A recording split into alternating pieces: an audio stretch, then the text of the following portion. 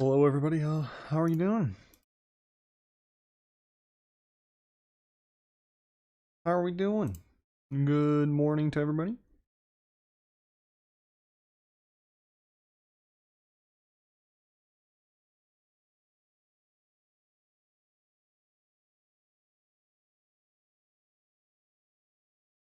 I'm trying to adjust this screen. Seems good. Darth Molly, what's up? Yeah, let's make some money. I just saw some new economic data come out. I just got some pings on my phone, so we're about to look into that. Is everything good?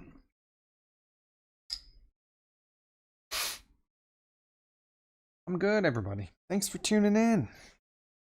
You guys are the regulars. The regulars. Hope everybody is good. Hope everybody is good. It was a good day yesterday. We finished up 5.5% actually. Um, So I'm doing pretty good, but seems like we're already pulling back. But also seems to be some economic data coming out here. So let me see what I can do. GameStop Iron Condors. Now that is a good idea. That is actually a pretty good idea. Yeah, we're up 10% on that Amazon Condor, which is cool. I don't even know what I want to do with it. I'm kind of cost $800, so it's not necessarily cheap, but also it's cheap enough where I think I might just write it out and see what happens. Yep, the jobless numbers. That's right. Let me see. U.S. durable goods orders climbed 3.4% in January. Fourth quarter reading of U.S. economy's recovery rate nudged 4.1 to 4%. I'm actually not sure if that's good or bad, but it changed by 0.1%. But I'm getting a bunch of these notifications.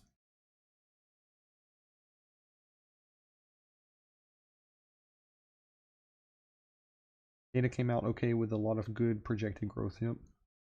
Pretty much what you would expect, though. Can it really get worse from the corona? I mean, I feel like we've kind of moved past the worst, although that can be wrong.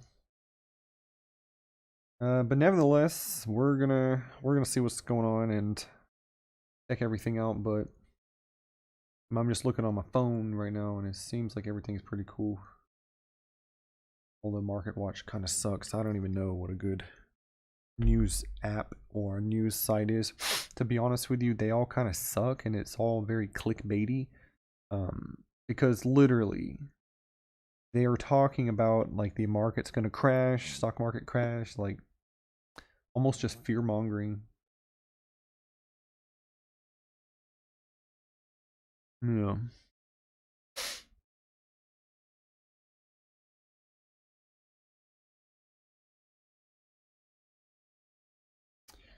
Yeah, okay.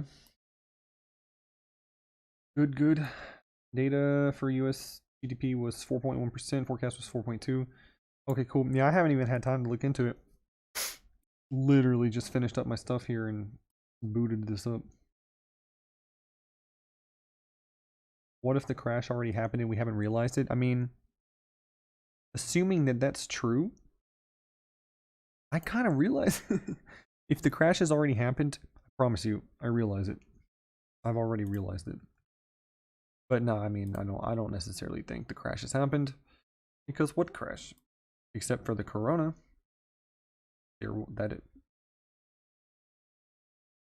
that was corona, I mean, for sure. But if you really look at it,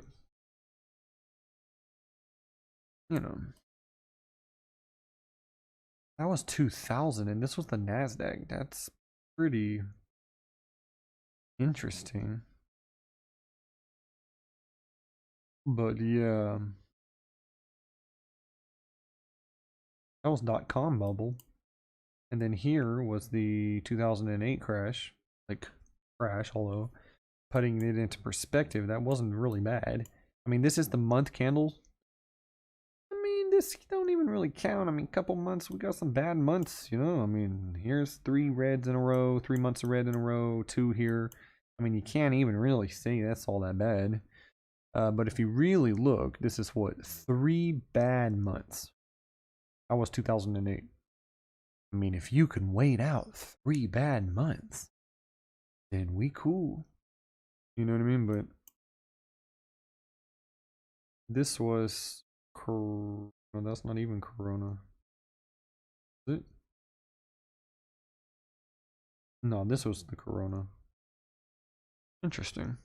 This was the mini one in 2018. It pulled back. That's 4 bad months. So even that's kind of similar to 2008. And of course, this is on NASDAQ. Every index is going to be different. But anyways, we can sit and look at these charts for a long time. But the point is, it's not pulling back because a big correction is, I would say, at least 2 red candles on the month. At least. And 3 really would be more scary for me personally, because even if you go back to 2008, I mean, obviously it's going down here, but it pulled back up. It was kind of like a bull trap, but you could have gotten out though, or you could have taken that chance to pick up more hedges. But of course, the hindsight is 2020 always. But still, though, to me that obviously would have sucked, but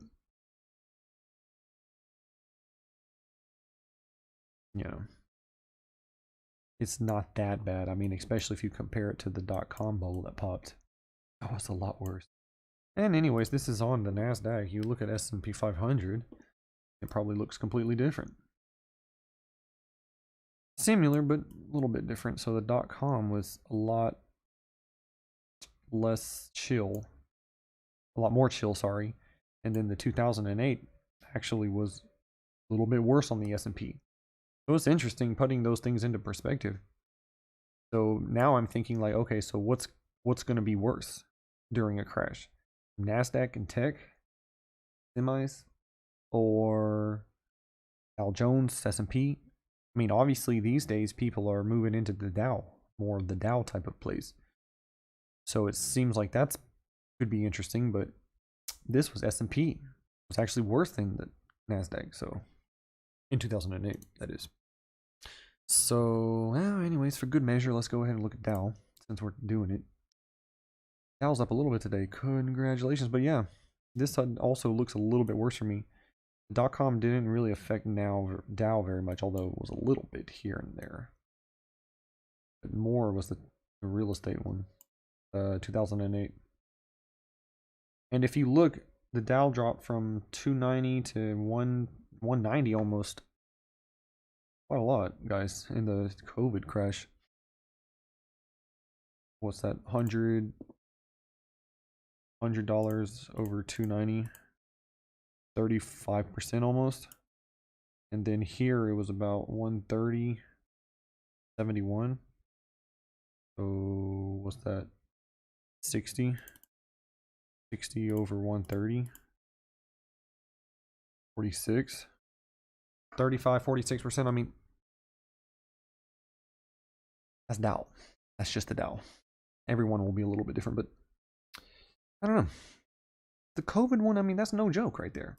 But of course, after the COVID one, the issue that everybody's having is they're printing money.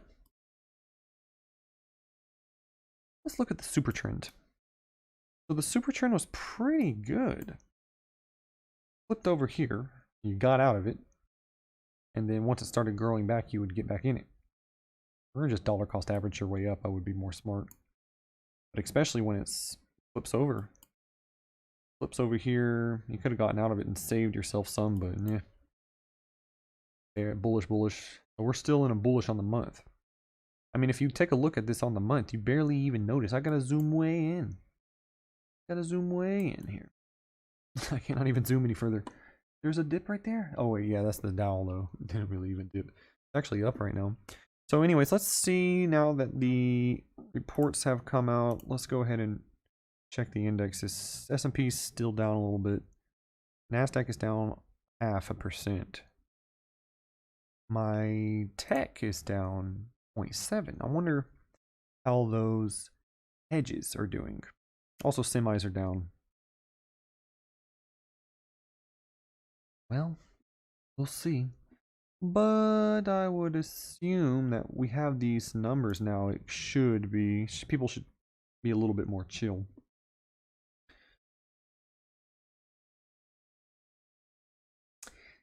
Yep, those news websites definitely need to get those clicks, so I feel like I don't even want to read that stuff anymore. It's hard to find. I just go on Webull, to be honest with you, and just look at the headlines. If they're interesting, I'll go in and start reading more. But at least that's where I'm going to start. Start with my due diligence. I don't have any specific one that I would use anyways.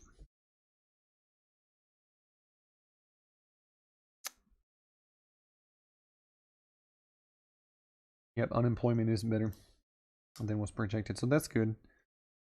The GDP was not so bad though. It's up, but not what the forecast was. So overall, it's not bad. I mean, but like I said before, I'm not surprised if we trade flat for the rest of the week.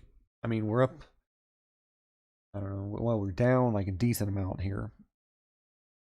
My portfolio down like, I don't know, maybe 10 so far since this dip. And then it's up. And I mean, so are the ARKs. Their ARKs are down 10. And then we go up a little bit yesterday, like 5. Maybe today we'll pull back 2, 3. I wouldn't be surprised. And then Friday also. I would hope for a little pop on Friday, but who knows? But I'm not surprised if we trade flat. So that was my thought process when we were cutting those options positions. Although in hindsight, and we were switching over to the hedges, I don't know if I'm going to get paid on those hedges. I don't think I executed those at the right time, but I was really unsure about the market falling and how much it was going to fall. So I thought I would just switch some of those shorter term options into the hedges. So it wasn't so bad, because if we do end up trading flat for this week, it probably was the right decision, because we can always get back in them and they'll be a lot cheaper on Monday, for example, if things start going back to status quo on Monday.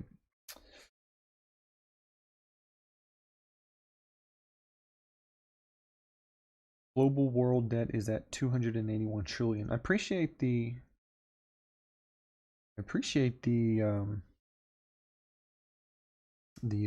facts that you're throwing out there. Silver vigilante. Nice. Tech might be the best in a crash because they won't have lots of properties that would drop in value. Well, that's assuming that the real estate crashed, but yeah, for sure. I mean, in looking back at 2008, but that was a real estate bubble that popped, so for sure tech did drop less than the other ones, which we just looked at. But I'm not really, I don't know this time though around, because tech, it's kind of high. It's been kind of going up a lot. So I think some people are really concerned about that. But right now it's not a crash. Not yet. I mean, we could be moving into it, but I'm never say never, you know what I mean? So I'm not trying to predict the future or anything. I'm just trying to look at it, I see right now, and then make a best judgment call. But what I was going to say is, if this was a crash, people aren't going to be moving into the Dow Jones or the recovery stocks, because if you look at all of the recovery stocks, they're all going up.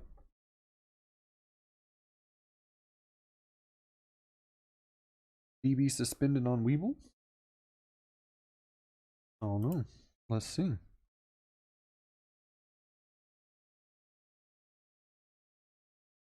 No?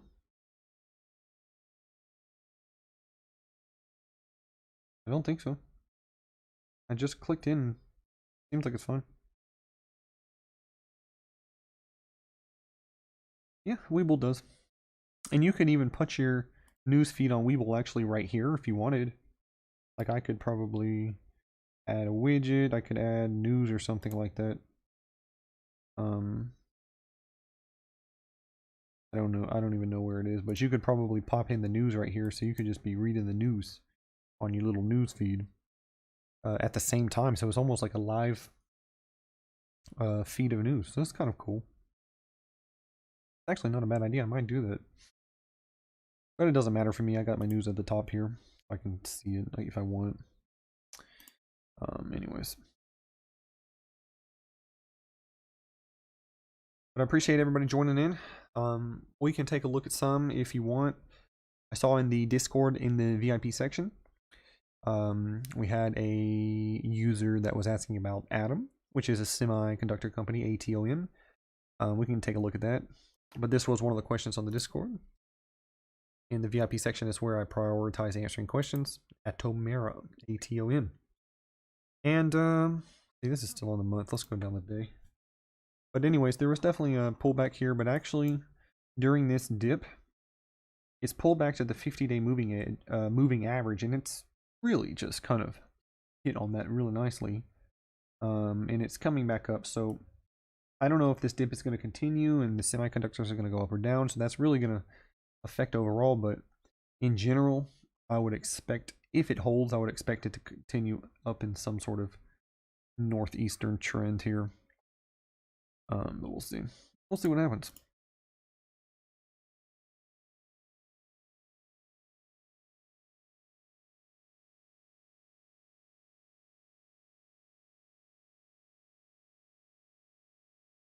So, you know, that reminds me, I'm looking for the VS. I usually have a VS up here. I can't find it anymore, though.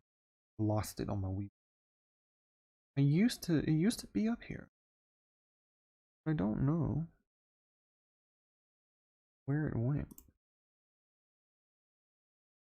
Huh. Anyways.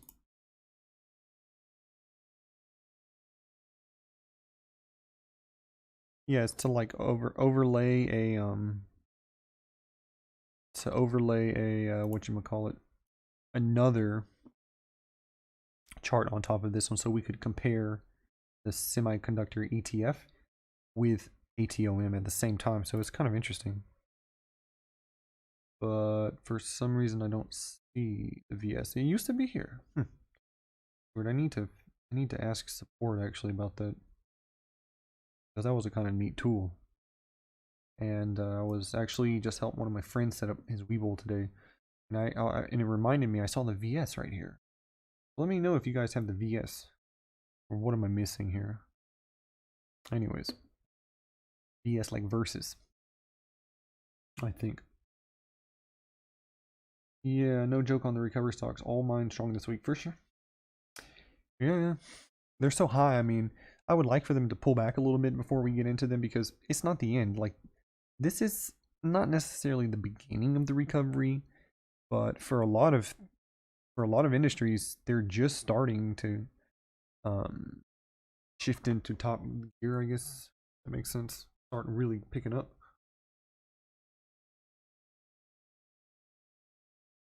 Hey, what's up, Ed? Good morning.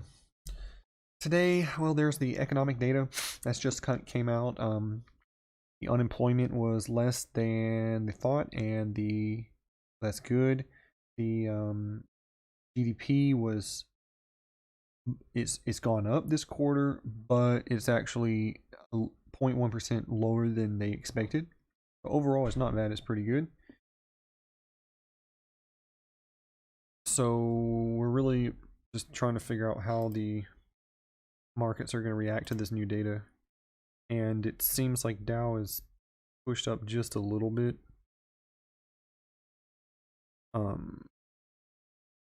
And S&P is still down 0.23. NASDAQ is down almost 0.7. So I think it seems like traders are getting a little bit jittery.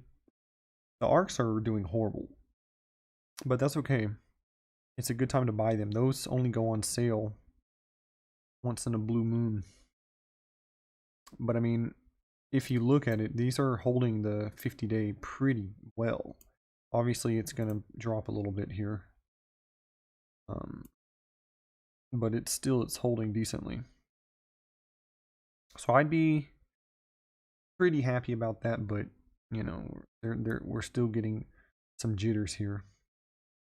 But it's basically it's kind of similar to the January 26th dip that we saw over here on the 4 hour, if you're looking at it. And this is just a random arc W. But most of the arcs are not doing very well. I mean, we're up from 190 down to 168 right now. But if you look at the January 26th dip, it did hold on the MA here, which that's going to be a stronger support. And, you know, it's pushed up to new highs, but we'll see. Consistently, it's done a pretty good job of holding on that moving average. So we're just going to have to wait and see for sure. But also on the MACD, this is.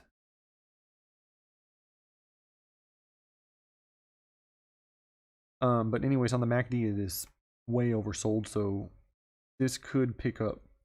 Also on the January 26th dip, you also saw the MACD pretty low. And then this dip right here, the MACD was at the lowest, and then it started picking up a little bit, although it wasn't that much. But it continued in the upward direction, so this seems like a pretty good support. I did not cost average yesterday, I believe. I'm only down 1.8, so that's not so bad. It seems like we're moving in the upward direction, but we still have 30 minutes until market open, so anything can happen. We're going to keep moving on. And anyways, check this out. Our Amazon Condor from yesterday is up 11%.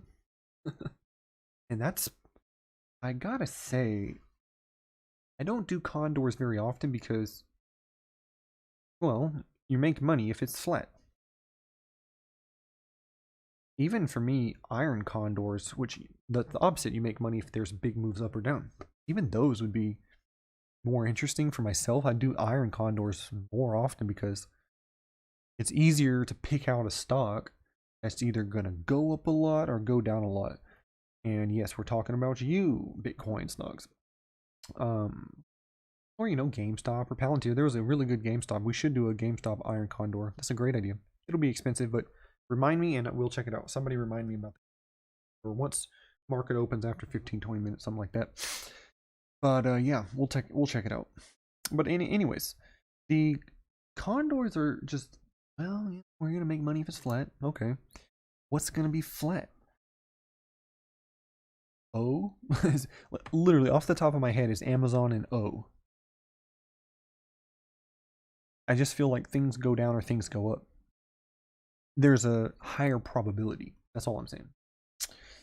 I don't do those condors very often, but hey, that was a pretty safe. If you do find one, of those, it's pretty safe because,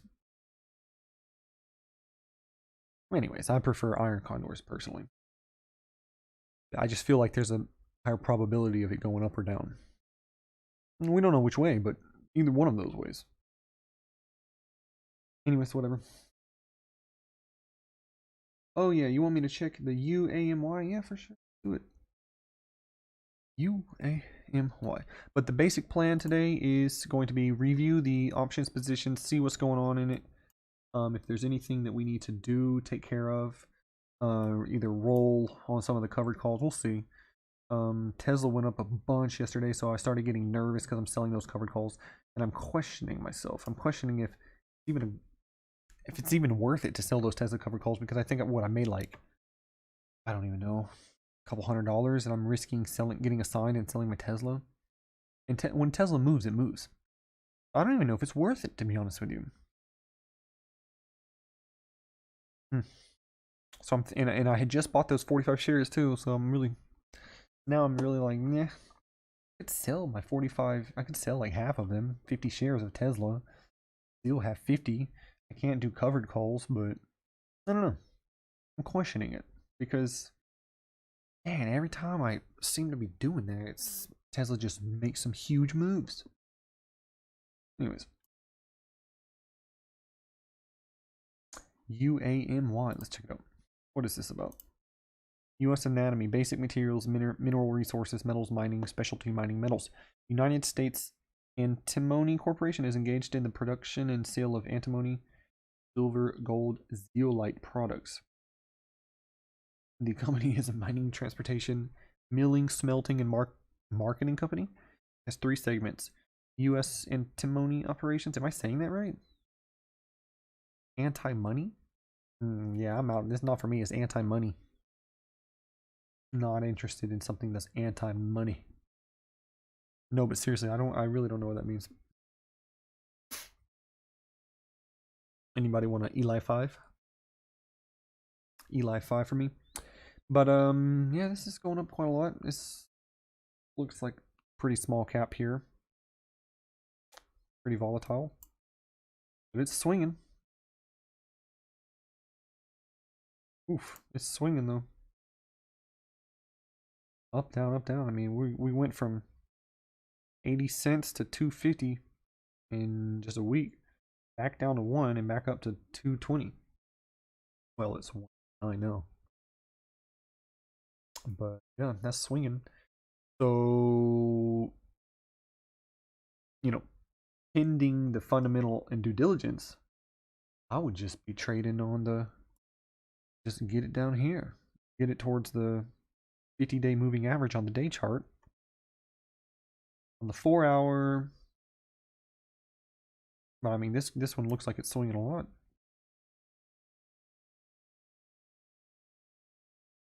Wouldn't even be able to super trend this. You'd have to go down even further to super trend trade.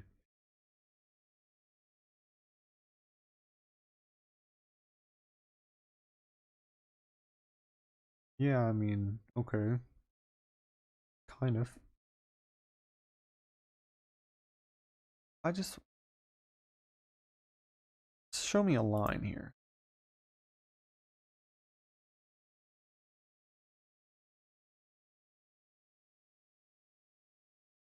So the super trend is what? It flipped over here. You would have made money. Obviously, it went up a lot. Then you would have sold it off here, entered back here, so you would have saved yourself something, and then you'd still be in it right now. Just not enough data for the super trend. If we go on super trend 15 minutes, and I wouldn't really like to do that, to be honest. This would be a lot more swingy. Yeah, I wouldn't do it. Well, anyways, let's go back to the candles. So I would trade on the 4-hour, and I would just set a buy limit for maybe $1.30. See if it hits. If you want to do it, I'm saying. I probably wouldn't, unless it just immediately dropped like.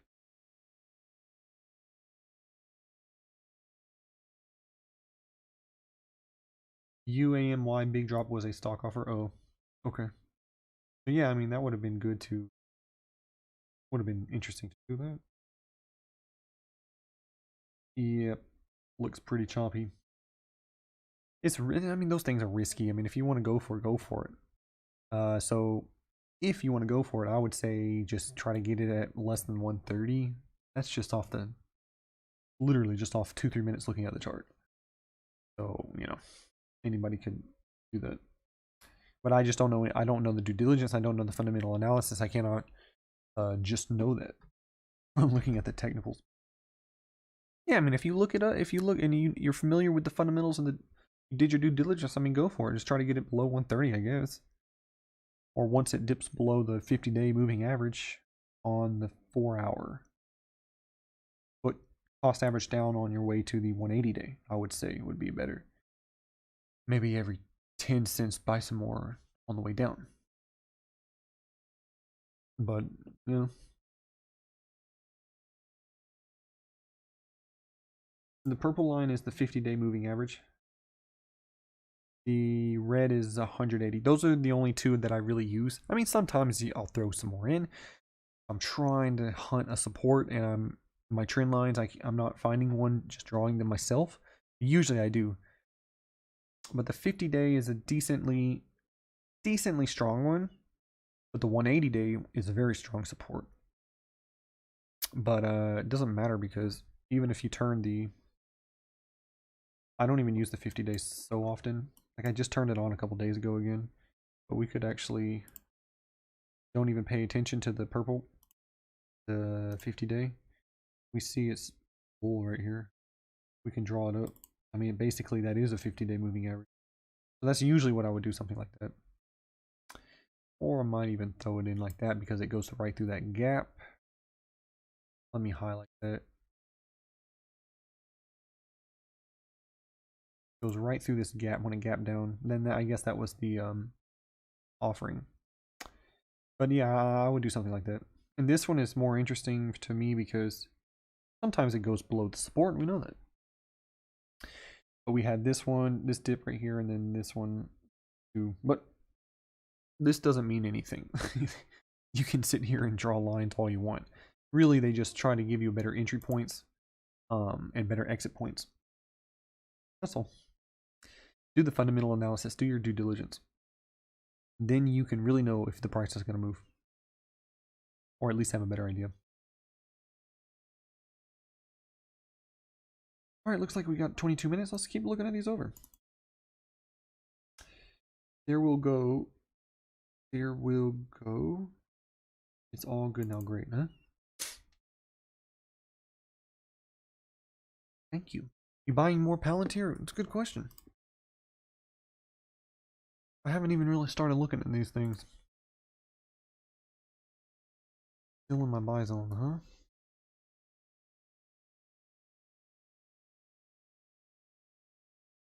Tempting. How many do we have again? Or did I cut these? I don't even remember. I need to review this. Oh, yeah, I think I cut them already. And I don't have common stock, so I might pick some up. Because if you guys remember from 2 streams ago, I cut a bunch of the shorter term options and I moved it into some of the hedges, which if XLK is one of them that I got. I don't know if anybody else got those with me. But it's down 0.8 right now. So I'm wondering if those hedges are going to go up in value. It's not down that much though. That's the thing. It pulled back on the 4-hour here, but we might see it start to go up. So we'll see what's going to happen today. I mean, who knows? Also, the shaking my head. We need a shaking my head to do good. Man, shaking my head was up 3.22% yesterday. That's not a leveraged ETF, guys. That was a nice bounce right there. Still in this channel. Would crash. But it was a nice little dip though, for sure. It almost dipped as much as the 26th correction, because look, it dipped, came up a little bit for a day-ish. That was probably pre-market and market. Yeah, came up a little bit, pulled a little bit back, and then continued its upward climb. So if we go look here, here was the down.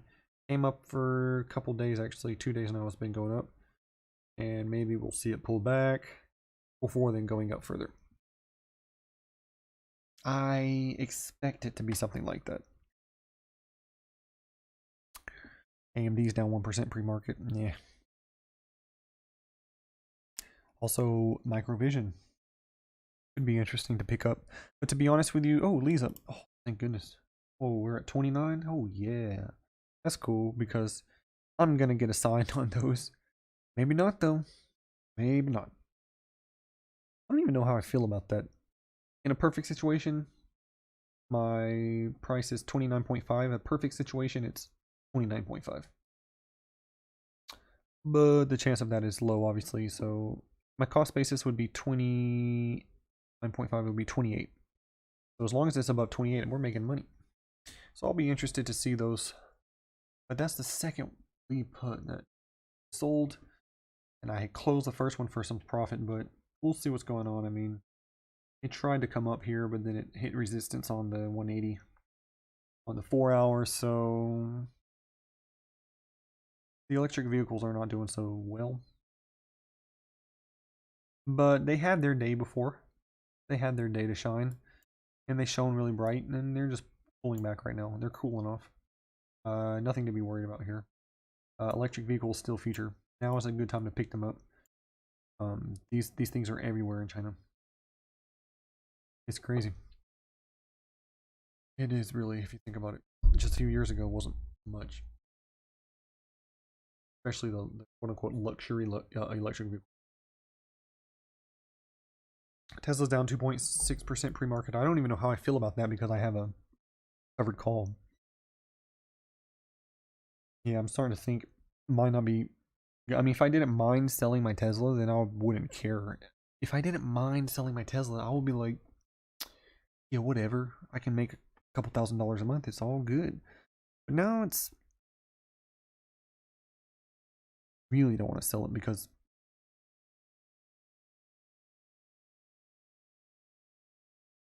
ah, hard decisions. I like Leaps of Palantir as it's more of a long-term play for sure, but you could also do Leaps on what is it, Arc W. Yep, and that's what I'm doing. But and it gets you a little bit more diversification than just all your apples in Palantir. I don't know. I feel like some people they think the ETFs are just boring or something, or I don't know, but I don't really understand. Like, okay, so you want a position in Palantir, just for example, because we're talking about that. So why not just do leaps on Arc W and then you have Palantir exposure and you have diversification? I mean, unless you just absolutely hate the other things in Arc W. I mean, I don't know. Of course, it's everybody thinks differently about it, but for me, I like Palantir. I don't want to be overexposed to Palantir because I already have Arc W. I'm kind of trying to balance that out a little bit at least, but May 30s on Palantir, yeah, it's good. I mean, overall, you guys are gonna get paid. You just have to be dollar cost averaging in right now.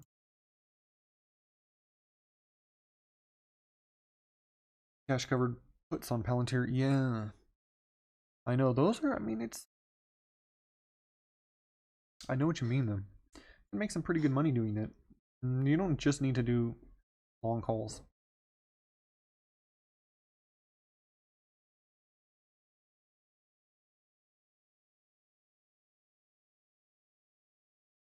Did you ever grab any CC? I know I didn't.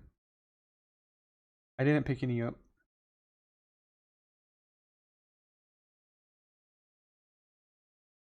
MP, yeah, we got 15 minutes. Let's look at it.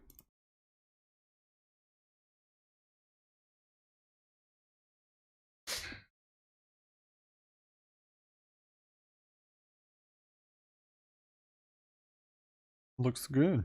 The super trend really is pretty accurate so far. Even though we dipped a little bit below it on the 23rd, it didn't flip it over and it went up a lot. This one wouldn't have been good. If you were in an option, that would have lost a lot of money because flat is going to lose money on options. But this one would have been good, and then the sell right here, he would have avoided this whole flat streak. And then as soon as it started going up, the super trend went up. So I mean, looks pretty interesting, and it seems to be holding the 50-day moving average nicely. Looks pretty good to me.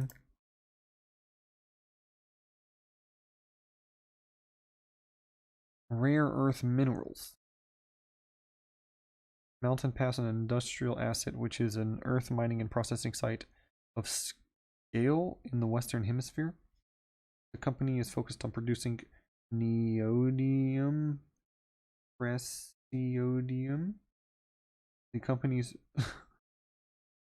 produced rare earth minerals are critical inputs for the magnets that enable the mobility of electric vehicles, drones, defense systems, wind turbines, robotics, and other high growth advanced technologies.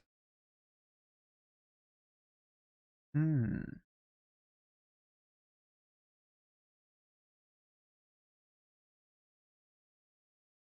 like it. I like that one.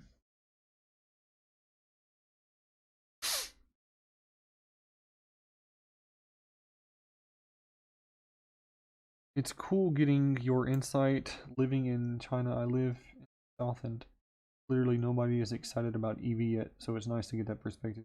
Yeah, I know what you mean. In Texas, everybody just drives big gas guzzling trucks. Just such a waste, but they're cool though. They're cool, man. I mean, the EV is just, it's coming.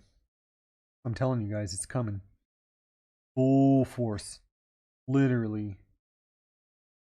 China is ahead of the curve on that, and it feels like 20, 30%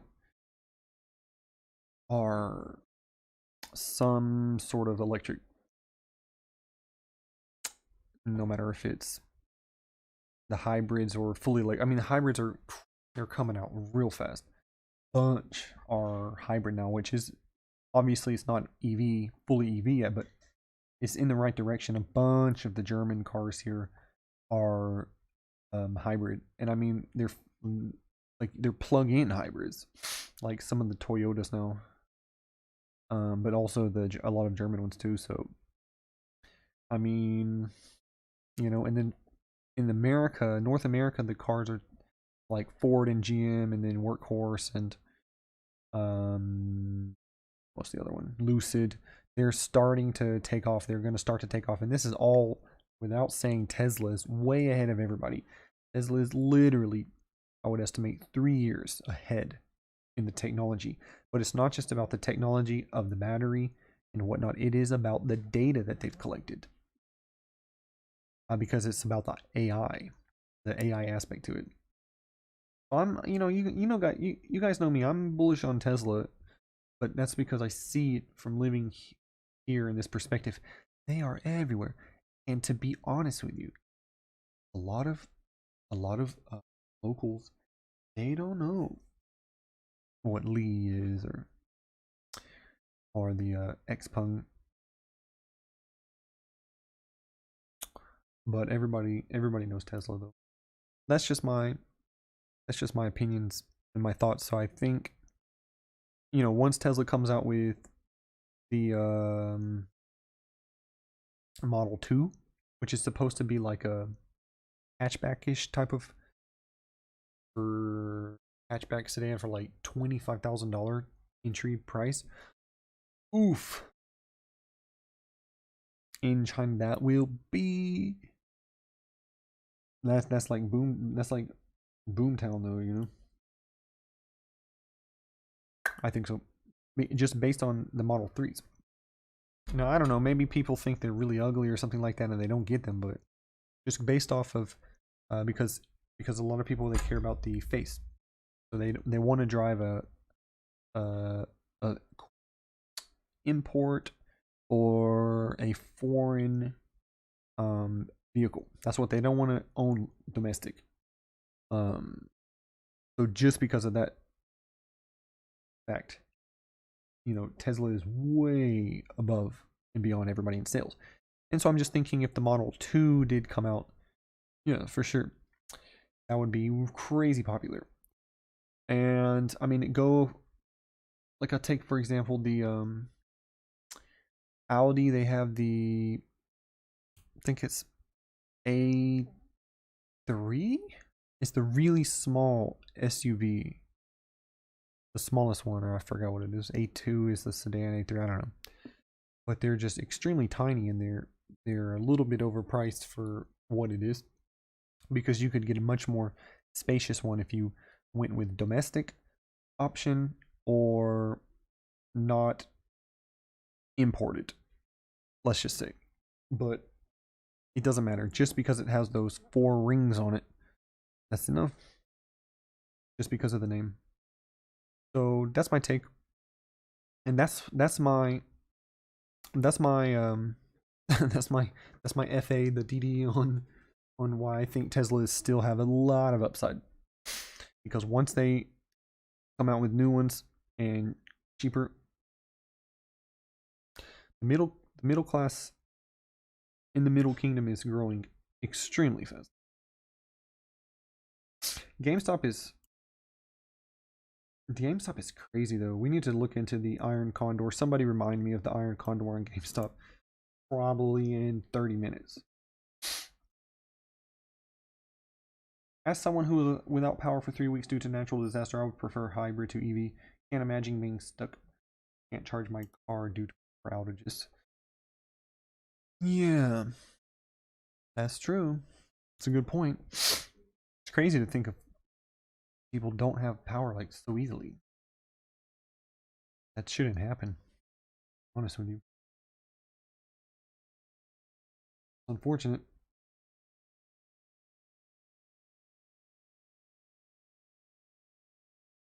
Didn't Xpeng supposedly steal Tesla's source code? Yes. They were in court about it too. I don't know how that played out, to be fair, but yeah, it was the I think some ex-employee of Tesla's. Happens all the time. Copy everything. Yeah, I mean, I was reading an article. I don't remember where I saw it. Maybe it might have even been from the Discord, but it was about the alternative fuel, clean fuel that Porsche is developing. So it's like an alternative to an electric vehicle. I don't even know. I think it's like maybe it's a renewable fuel.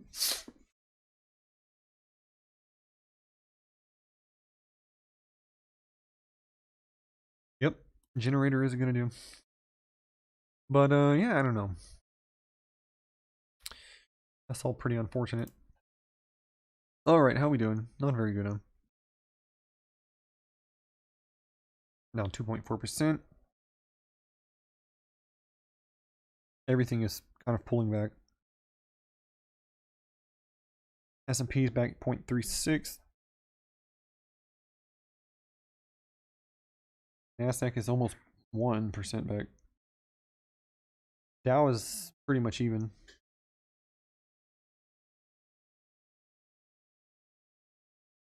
The most down is RW again. That's the internet one. That's the one with Palantir.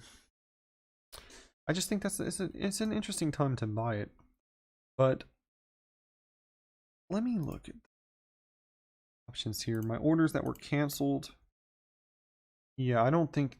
Okay, build first. I don't think I got the Iron Condor, and I got the CCIV, which we need to look into, by the way. But I didn't get any ARCs for 2 days now. The 22nd I got one, yeah, 2-3 days. So it's time to average down more, in my opinion, on those. But I'm at 30,000 in options already. I don't really want to go so much, to be honest with you, because I don't want to overexpose myself to some of these, which I'm already holding commons. Like I already have commons for the all of the arcs anyways.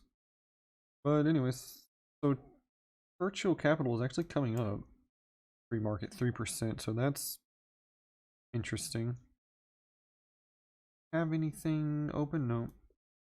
I don't have any working. I have a working order for print. ACIC at 12. The print's at 40. And then my O, which is actually coming up. So that's kind of interesting. But anyways, this is still pretty low. My cost basis is 33.5, so I think this could be an interesting time to buy it. So let's go ahead and put that in. I got 50 shares. I'm just gonna get another 25 for now. Put in, and I will put it in at an order limit order. Well, it's 29.56. I do want to go ahead and get them, so probably just do it 20. Put it in for 29.6, so I can just start picking up. Extended hours, yes. Time enforced day. Okay, let's go ahead and get those for cheap. And then later we can get 25 more. Lower our cost basis even more. Okay, those are going to go ahead and go in. Lower our cost basis even more, and those should fill almost immediately, I think. Yeah, they just filled it. 9.6. All right, so our cost basis is now 32.2. Okay, so lowering it down a little bit. I'll wait the next one. I'll wait it out. So 25 more. Probably go ahead and do $29. So at least I got some for sure, just in case it's going up more when it opens. And then I'll go ahead and do another 25 at $29. And I'm gonna go ahead and put this in. All right, let me go ahead and put those on Twitter. So those are the first trades today. Cost averaging down on our CCIV, which I'm pretty excited about that, because this is confirmed it's going to be Lucid, and that is merging with Lucid. I mean, so overall, this is not very much risk, but of course, it's a SPAC, but this one should be okay. And then we would just get some Lucid shares when it, and even I would probably buy more than just 100 because I got about 3,000. It'd be about $3,000 if I can lower it down to 30 cost basis.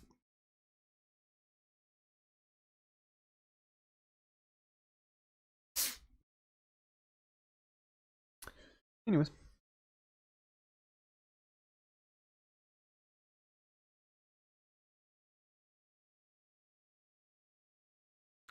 Yeah, that reminds me, I had that really bad experience with PayPal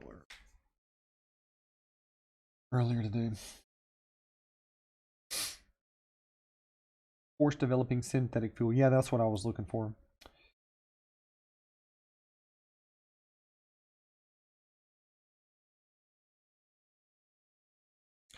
But do you even really need a car, though?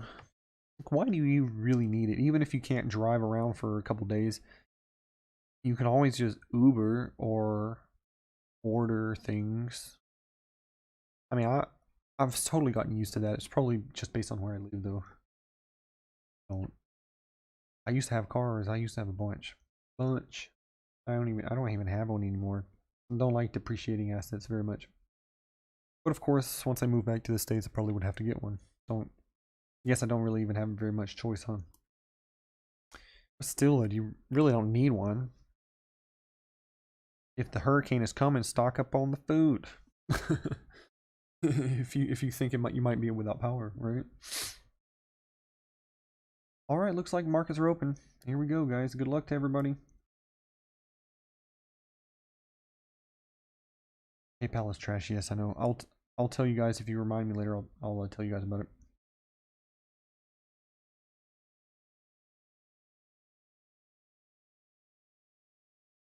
All right, seems like CCIV is moving up. That's okay. Let's see if it pulls back later. I'm not going to rush on that. And we're still at down 2.5. Okay, our positions. Of course, the ARCs are going to be down more. We're going to dollar cost average those later. Our Amazon Condor, we're going to let it ride. We need to be pay attention to the Amazon price here, but should be okay for now. The Apple, it's actually gone up because I feel like it was down. I was down 25% yesterday. So now, well, at least when I was on the live stream yesterday, now it's negative 21. So it's improving. I mean, that's just going to take time. We have until January. The SMH and the XLK hedges are not doing well.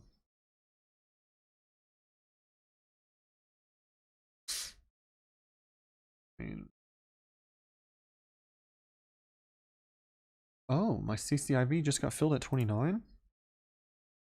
That was fast.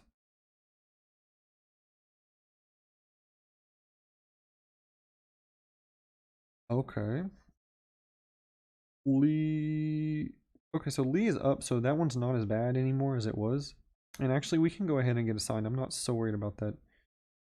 Just could take a little bit of time to make money on it. The NNDM, we're doing fine with. The GVO, we sold these covered calls. I don't mind if I get assigned on those, so that's fine. The Reggie is. We're going to get assigned on that. We'll take a look at that later. ACTC is doing good. Solo is doing fine. But I don't care if I get assigned any of those though. What I do care is the Tesla one. So we will be looking at it. 720 right now. ACIC, we're still down a little bit. And we had an order in at 12 and it's so far it's 13.2. So it's not so bad, but let's see, the CCIV is what I'm more interested in right now. So, okay. Coming back a little bit here. And now we have 100 shares, average price of 31.4. I'm kind of going to let it ride, see what happens. There's no need to get any more right now. But still, this one is not necessarily a super long term for me, but I've only got $3,100 in it, so I can definitely hold this through the entire merger, and then I would get assigned the actual Lucid shares. It should switch over. But let's see. Recently viewed, looks like everything is pretty much up. All of those recovery plays we were talking about yesterday. Let me know if you guys got any. Probably making money. could possibly be printing money. But Caterpillar is up 0.67%, so that's interesting. The oil is doing very well. Chevron is up 0.9. Discover is even up 0.2. I love Discover personally. Visa, Master, American Express is up. And my good old... Okay, Dow Jones is actually up 0.3, pretty much nothing. But, oh. Okay. Yeah. Well, let's see about this one. I mean, we looked into this one yesterday. If you guys were on that live stream, checking in. That one was pretty interesting technical analysis we did on that one yesterday. But anyways. Okay, so overall my portfolio is moving up a little bit, so that's pretty good. Let's go ahead and check the spark lines for the indexes. There's not even enough data right now. Okay, that's fine. Change. Oxel is down 3.3, but it was up 5.5. No, yesterday it was up 9 or 10, I think. So it's not so bad. That one is volatile as ever, but it is what it is. Let's see. All right. So I think it's probably time to start looking at the ARCs. Also the THCX, that reminds me about that option. I remember it was October call for THCX at 19 strike.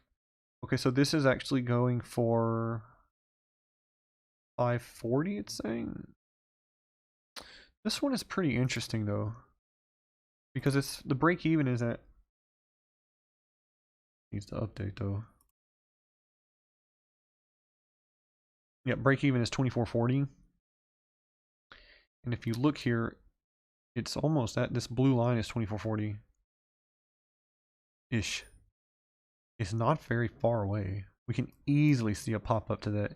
The only concern here is I guess it would be smarter if you bought it in here, around here. Which it's possible because only a couple days it was. We'll see. So I assume we should be a little bit patient on that, so let's just bide our time here. But anyways, other than that, yeah, we're moving up overall. I mean, I think people just had jitters because of that, because of the data. But the data's not that bad. It's really not. I think people need to chill. Let's see. Okay, so time to start averaging into ARC again. I mean, my style of trading, and everybody is different, but my style of trading is on days like these where we're a little bit unsure. It's better to average into, for options trading, it's better to average into your longer term leaps, for example. But nothing major, just one contract, really. And I didn't average into ARC since the 22nd, and today is the 25th. So that's a couple days ago because my orders never got filled. And turned out that was probably the right decision here. Okay, ARC W is actually up. F is actually up. Ooh. Turn of events, but okay, so we're starting to see the spark line come. Everything is just going right towards the moon. Except for semiconductors, it seems like. Semiconductors are still dragging. The THCX moving up. So that's interesting. So anyways, I'm just going to go ahead and look. I would, my smallest position for ARC is ARC F, I believe. Yes. And let me guess, that's the highest one, yep. Figures, but it's still pretty low, so I'm going to go ahead and try to pick it up here. Gonna go ahead and try to pick it up. Get another one of these. How much is it going for? It's going for $18.90. What's my cost base? $20? Maybe I can get it for $17.75. Is this accurate? Alright, let's do it. That's what I'm gonna do. I'm gonna do $17.75 and see if we can get it. I'll do $17.80 for good measure. And one contract. That could lower my cost basis a decent amount there. That is interesting. Alright. That's going to be the first option play for us. Today is going to be a dollar cost average ARC-F because we're still down overall. Okay, that just went ahead and filled at 1780, so I'm pretty happy about that.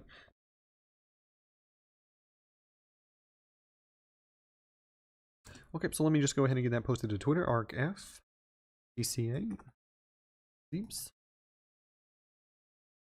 at 1780. Alrighty, that's good. So let's check it out. So my cost basis was at more than $20, and now it is 18.9. That's cool. And that's not a very big position, only $3,300 in that. And I mean, compared to the ARC K is 3,800, so it's pretty good. And I'm still down on that though, unfortunately. Well, that's okay. Hopefully it will come up. But I would dollar cost average probably again tomorrow on ARC K if it's down in ARC F. ARC G, I've already got I got 59 in it, so I would chill a little bit more on that one. Although I could go ahead and do that because it would bring it down, and I do believe that these are going to pay. I believe these are going to more than pay, though, to be honest with you. It's just we have to invest the money right now. We have to put it in. I could do another one on ARC W, bump it up to 6,000. I don't know, $6,000, more than $6,000, $6,400. And then I could do, let's see what's going on though. ARC F, ARC W, ARC K, they're all up today. Well, that's good news overall. NASDAQ is on the way up, S&P is on the way up, Dow is already up. Cool. Okay, what about the Q? Do I have any Q? I know I have commons. Yeah, I've got commons. I got 150. Huh. Kind of forgot about that one. That's just the robotics one, which is cool. So one that was really interesting to me was the MP. I'll go ahead and add that to my watch list. Wow, it's up 10% today. Ooh. Well, thanks for the I should organize my watch list better, my semi SPACs, tech or whatever, oil. But okay, this one's looking pretty good.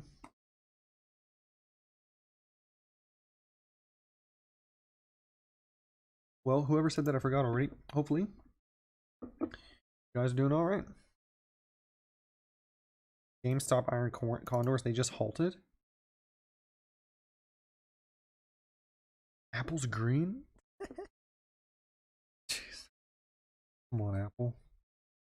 We know everybody loves Apple. Even if you don't have an iPhone, you probably love Apple. Because they make some money. But okay, so Apple is up to 0.25%. I mean, it's holding on that's our trend that we drew. Seemed to me like a pretty strong trend line because it's coming from this bottom, then of course this dip here. Seems to be holding it, but again, it's a good thing we cut those April 16th ones. So Apple's moving up today. Yeah, I mean, it wasn't doing so bad last time I checked it. Yes, negative 18% now. We got plenty of time. It's gonna be fine.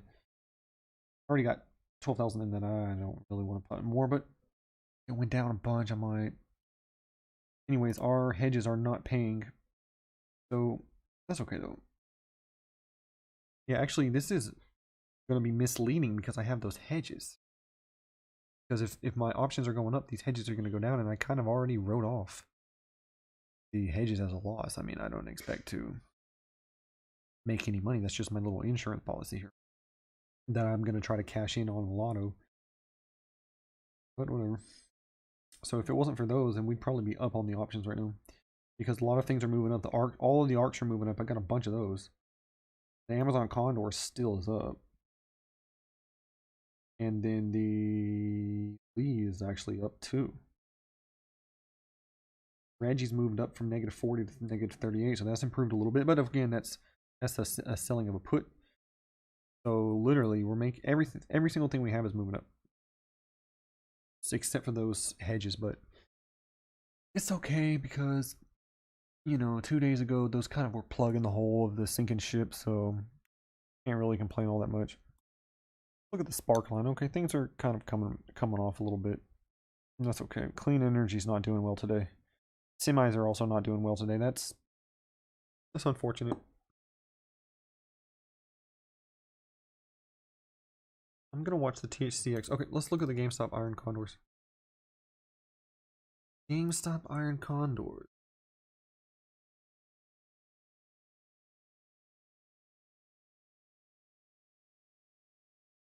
Arno 65, good job. That's a nice recovery play right there. Alright, what's going on here? Jeez, look at this. It didn't even flip the super trend. Just so ridiculous to me. Can I even buy this? Nope. There is a large gap between limit price and last price. Are you? Oh. Let's put the limit price really low. Yeah, it seems like it's halted. I wonder if I can market order. Stock is currently halted by exchanges. Only limit orders are allowed to open positions right now. Oh. So I guess seems like we can with limit orders.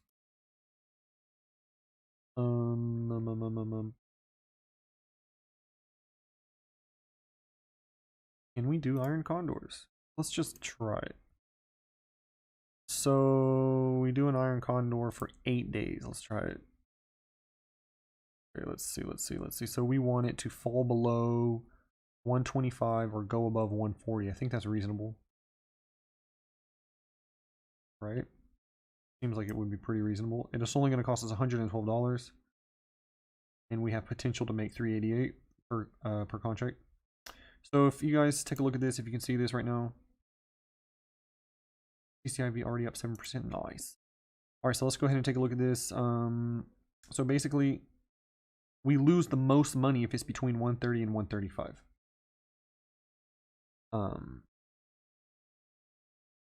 Which it's almost 130, but this is 8 days from now, so we're expecting it to move the moon or sink down the depths of the Mariana Trenches. But so above 140 or below 125 is when we get paid.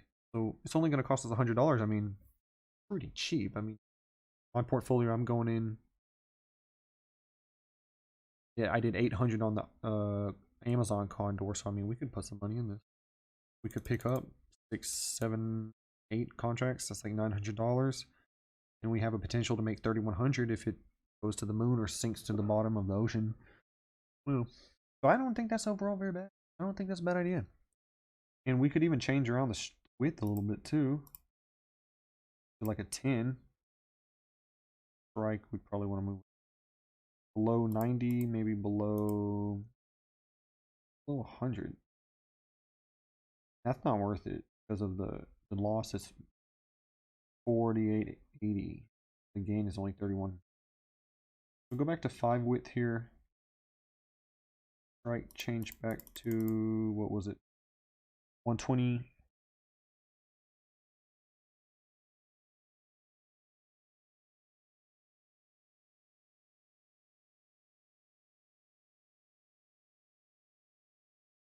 It was 120. What's going on here?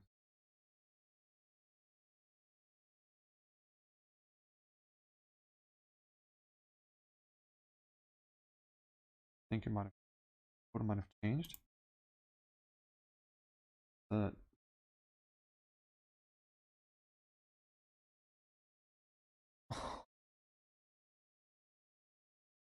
Okay, so here's these negative numbers. We sell this one. All messed up.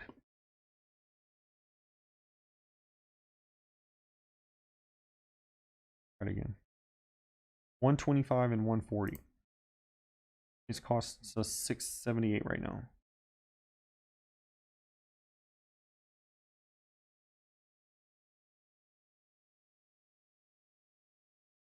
And this one, it says it costs us a negative 50 cents. Can we buy that, please?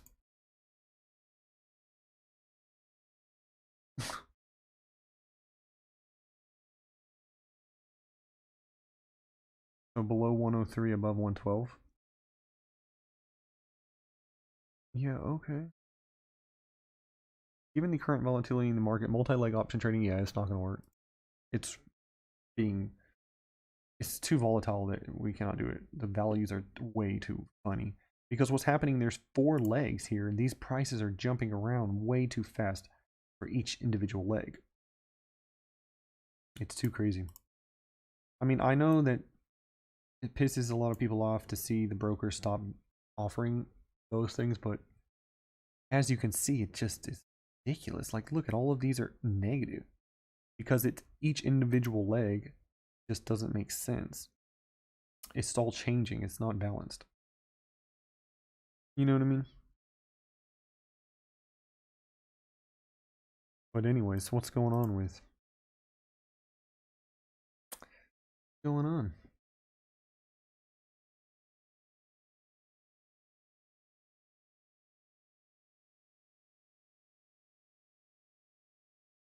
Yep.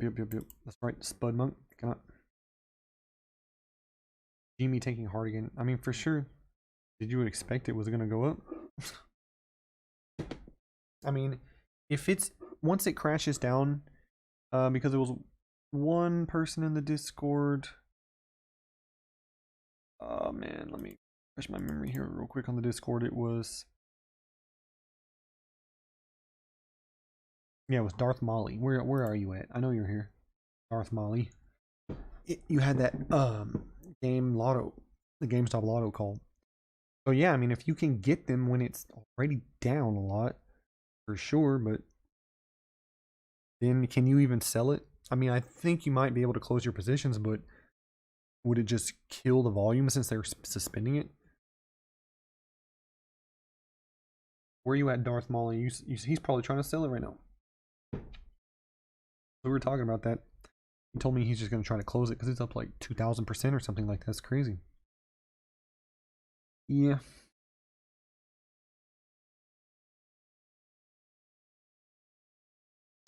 Yeah. Anyways, too bad. It's a good idea though. Just way too volatile.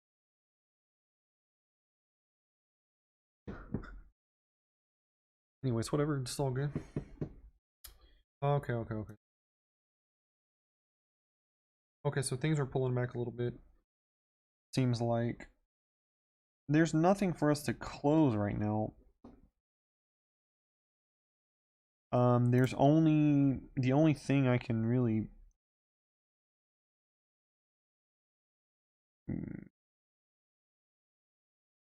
the only thing I really would be interested in doing would be more along the lines of dollar cost averaging into our ARC, because those are really, they really have gone down a lot. But overall, not very bad today, not very good. Let's keep waiting it out. Tesla's 731. My strike is 785. That one, it's, yeah. We'll see what happens though.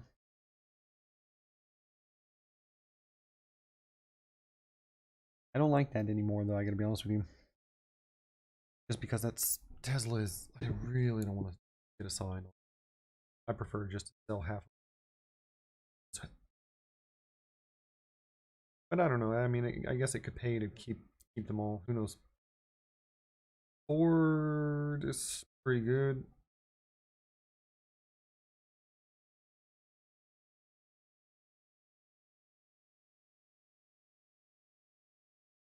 CCIV, well, you know, that's right.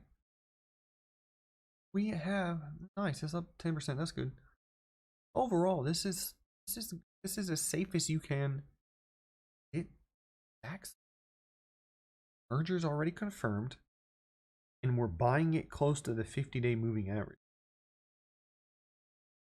I mean, it could have been a little bit closer, but we picked those up. We were picking those up in the pre-market right there.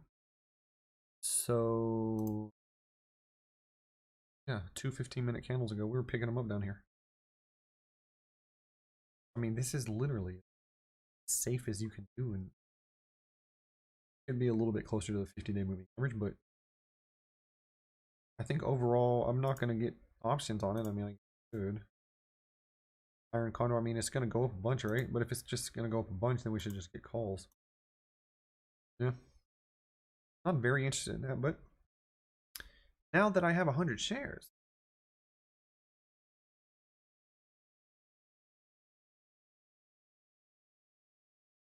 I could sell covered calls. What's the IV at? What's the IV? Probably is a lot. Not loading. Alright, anyways, let's see what we got. I don't want to sell this though. So if we go way out, this is 8 days. I don't even know if I want to do that. Because would I go all the way out to $36? Wow. It's already up $2 today. And just considering how volatile this one is, in a few days it can easily drop a bunch. Literally dropped half. So I don't even think I want to do that. I would even prefer buying the call. Buying a call for what? 35 days out? Do a shorter term one? More risky, but what's the break even though? $36-ish. 37, 36, 30, 36.2. This one could be interesting if we could get it for a little bit cheaper.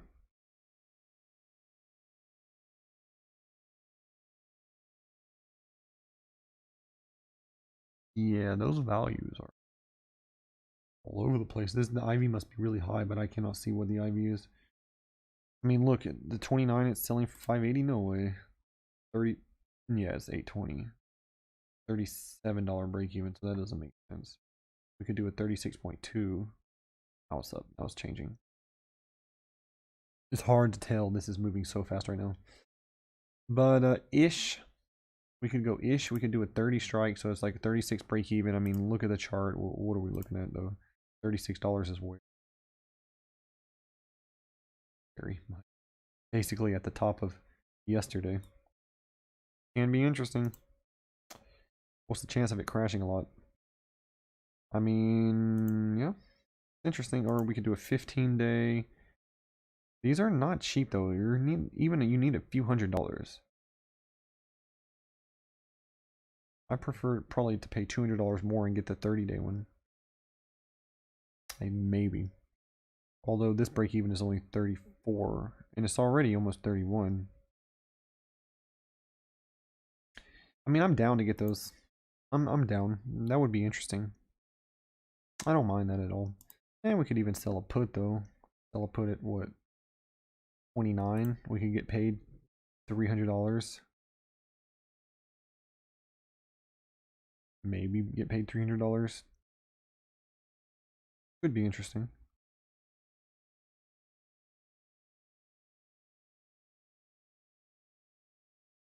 Then that seems pretty interesting. I mean, it's a bullish position, just like a long call would be, selling a put. And then if it goes down, the worst thing that's going to happen really is you just have to buy the shares, which I don't really mind. So I'd feel better about doing that, to be honest with you. I mean, what can I do here? 28. I'm down for 29 because what's my cost basis right now? 31.4. So if I sold for 29, I could lower my cost basis by 225. Do more than that. I'd try to do 3.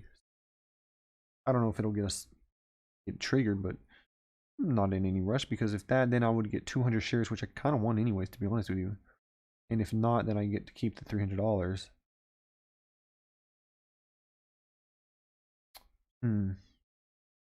This is 15 days too. And still, if it just went up, then we could buy these back for a lot cheaper. So in a sense, it's a bullish position. What's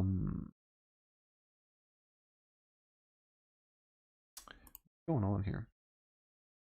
0.24 down.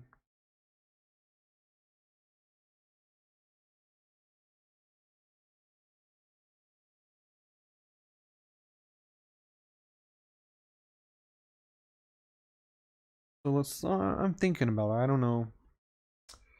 What do you guys think?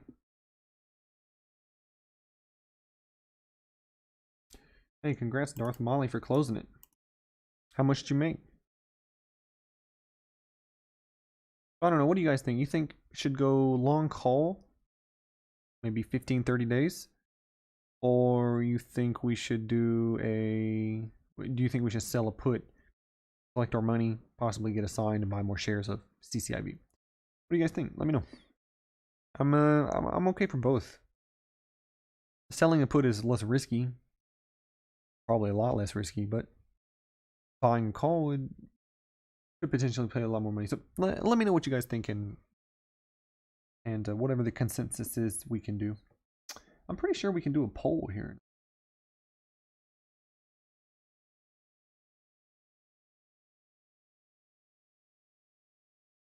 Pretty sure that I can do a poll here.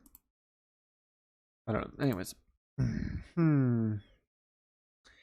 I'm down for both though. Well, anyways, let's try. Let's just look at what's going on here.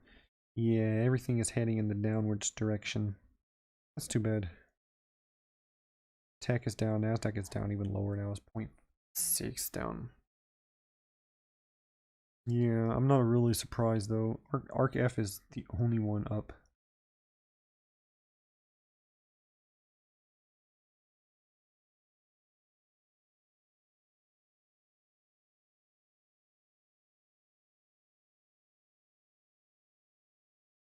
ATCT March 19th call is up 12% today. CCIV is actually the best thing in my portfolio right now.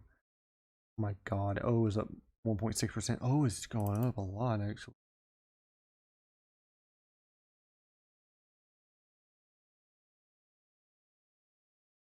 Finally, it's taken off.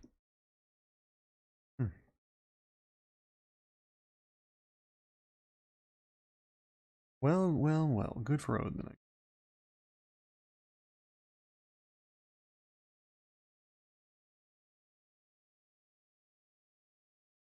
ZLA put is my vote. ZLA put on CCIV, really nice high. Was just about to ask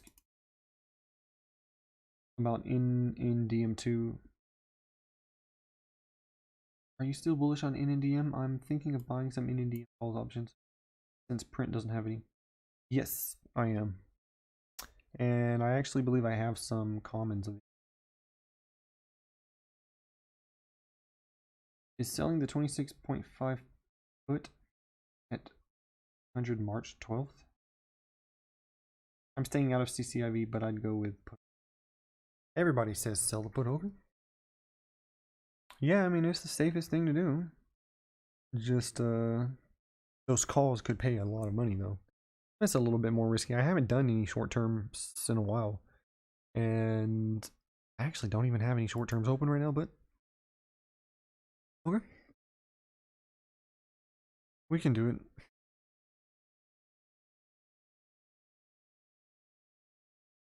Yeah, I'm selling 100. I have 100 shares of NNDM and I'm selling a covered call right now.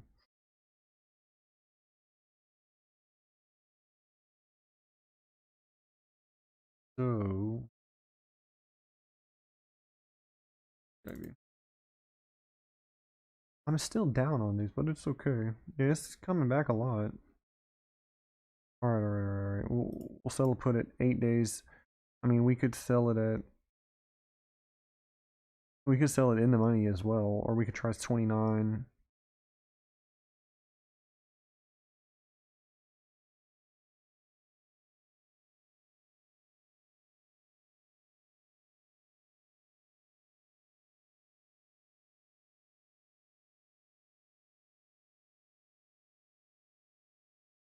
Yeah, I mean, I think maybe 28.5.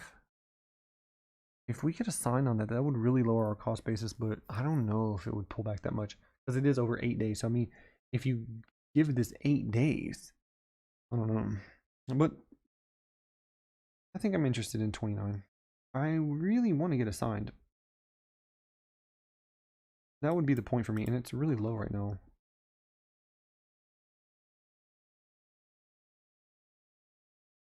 This is right above my buy zone, so if I could get it for 29, it would be in my buy zone. Buy zone starts at like 26.5, actually, maybe not. But I still think we gotta at least get something. Sell it for maybe 250. See if we can get $250 out of this. We're just gonna sell one though. All right. This one's about to go in. Oh my god, it already filled. Okay. Filled at 250.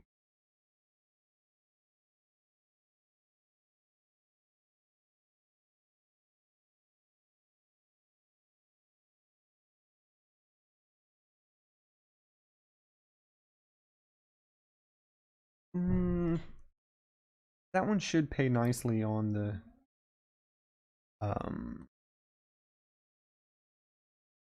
in the longer term because of the Lucid merger. I just don't imagine Lucid being worth less than it's $30 right now. I mean, that's hard to picture because it's possible because they don't have any cars out on the streets yet, but they are going to have cars out on the street this year. I think around the summertime, if I remember correctly. So I don't think that it would be worth less than $30, you know.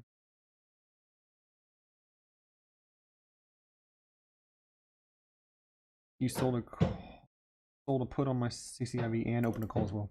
Yeah, I mean, pretty much, right? Should just do both. I'm really interested in that because it's so low right now, but and Lucid is the merger is confirmed, and Lucid is going to have cars on the street this year. So even if, and this is a domestic competitor to Tesla, and I mean, I don't know how well they're going to be doing, but see, that's the thing. Even if they're just mediocre, it should be worth more than $30. I mean,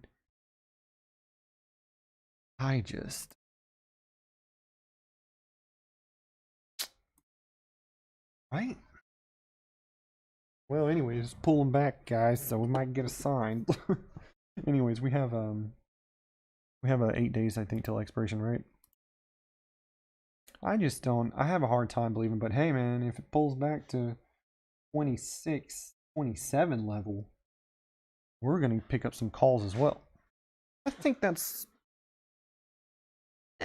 settled. Settled. Let's see. Where is our CCIV? Here it is. We're already down 10%. That's okay. Yeah, I should have put the limit order higher. Oh well.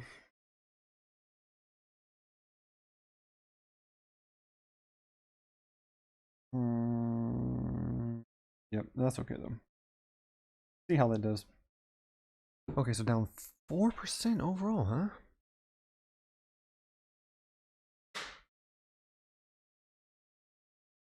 Okay, so nothing is up. Everything is down. NASDAQ is down 1.2. S&P is down 0.6. And Dow is actually down 0.3 now.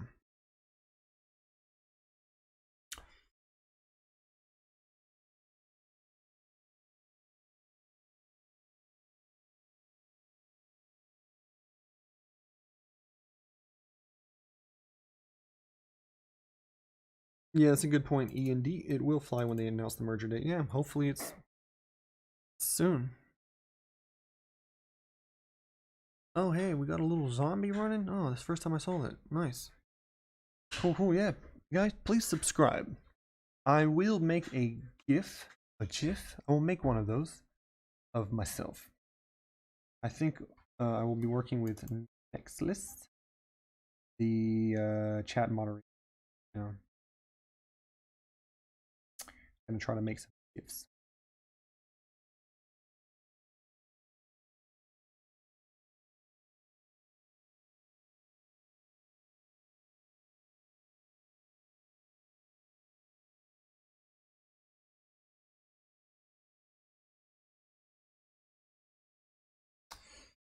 Yeah. Well, it's gonna be another one of those days. We had a pretty good game yesterday, but we're already walking back most of that. So far, not so bad.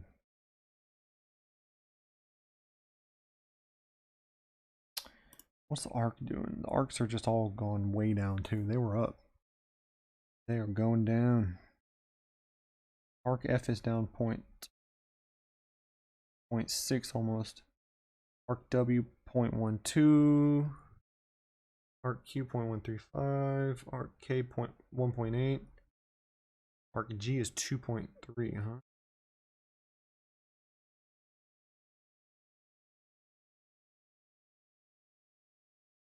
Well,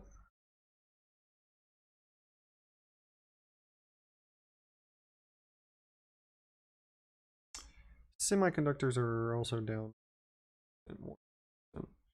pretty bad. And tech is one. That got a little bit better. Alright, well, let's see what the bottom is here. Let's see how far it's going to go down today. And then once we see a little bit of signs of life across the spark lines, we could try to average down on the arcs, but not really feeling that today. Although we are down 4% across, so it could be interesting.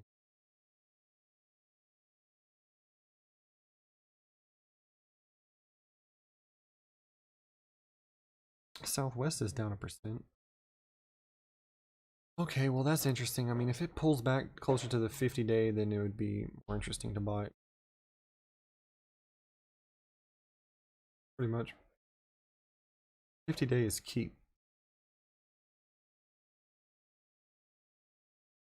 What's down? What are the recoveries that are down the most though? Very odd. Disney's down 1%. Yeah, they're pulling back. And that was actually at my resistance too.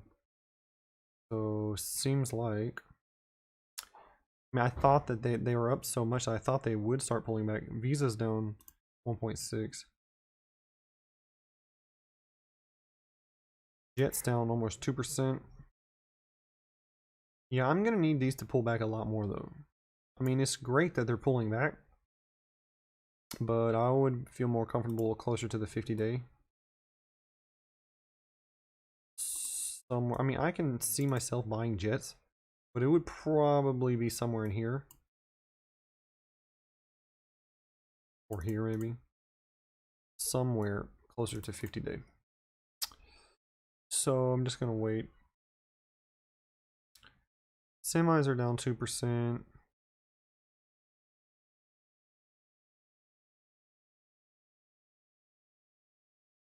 What's this? Antimony? Here we go. Solo's down 2.7.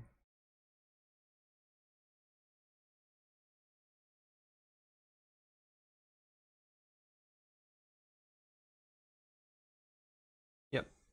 So let's look at this. So on the 26th little correction that we had, it pulled back to the 180 on the 4-hour chart. And then after a day or two, it bounced back up a little bit before it continued down and then kept climbing.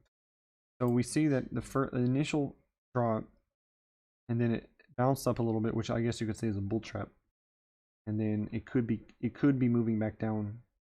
So let's just say the triple Q could be going back down to the 317 level. I wouldn't be all that surprised, so buckle up.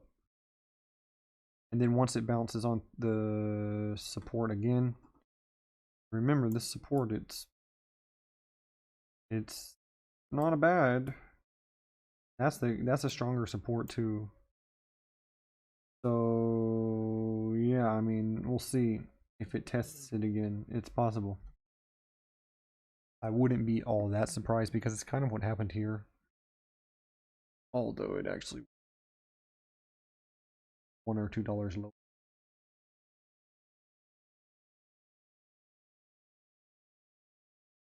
Today and tomorrow, expect maybe we could see it pull back to 316 or something. We'll see, we'll see, we'll see. I'm not saying, you know, it is what it is. We'll see. But yeah, we're still right in the middle of our little dip. And we expected it to trade a little bit flat.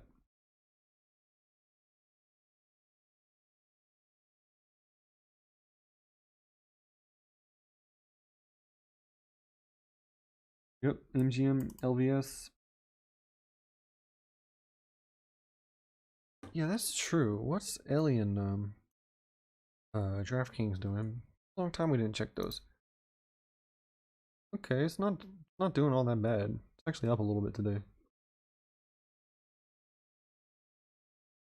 I need to figure out if we can make an alert if something trips the super trend. This would be... I'm sure there's some way to do that. We should figure it out. Oh, Ellie is down 1%. It's also still in my buy zone. So this is looks very similar to DraftKings. I'm not in any rush to get into these because if I did get into those, it would be call options. And since it's so flat, we would just be losing a bunch of money. I just really love this O right now, 1.6%. Crazy. The one time I want to buy it, it goes up. It's always like that though, huh? But anyways, you know, it can go up a lot, but it can also pull back.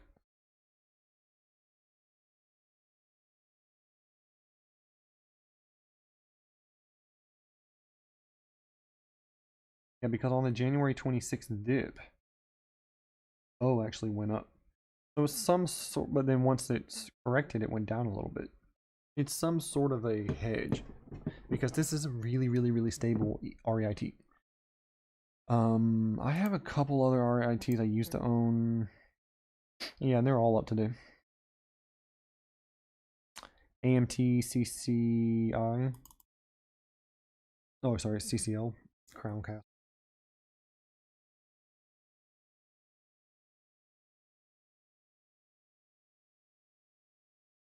But anyways. Okay, seems things improved a little bit. So I'm kind of just waiting around for it to turn around. Okay, so looking at the spark line, it seems like things are kind of turning around. Clean energy is just getting smashed right now. 420 is getting smashed as well. But that's okay. And I know Ed's got the October call right now. And I'm pretty interested in that October call, to be honest with you. It's the 19 strike one.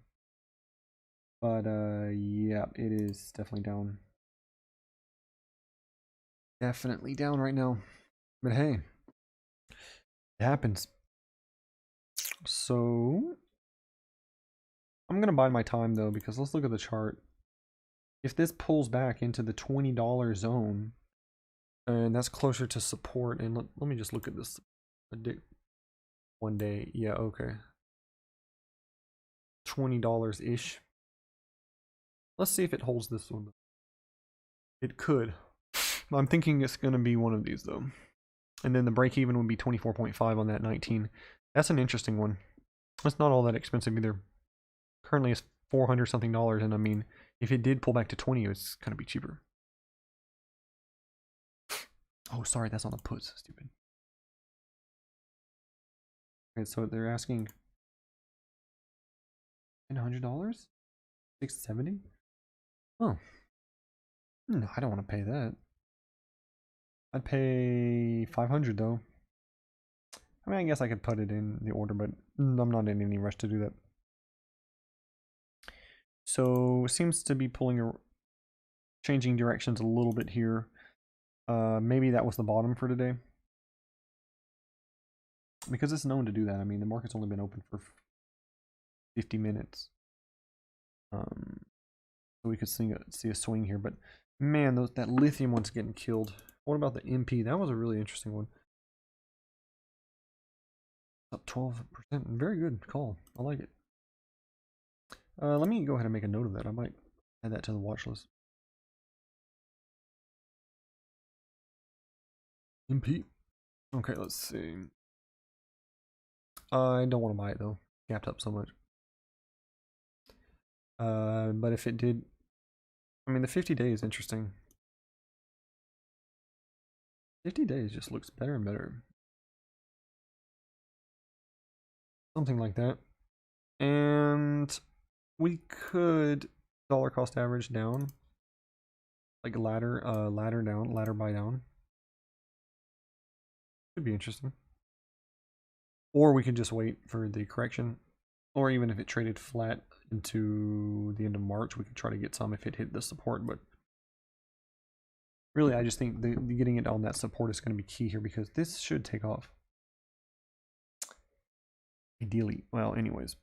Looks like CCIV is back up. Cool, cool. Well, let's see. Is our put paying us right now? Where are you? Yeah, a little bit. Only 3%, but not bad.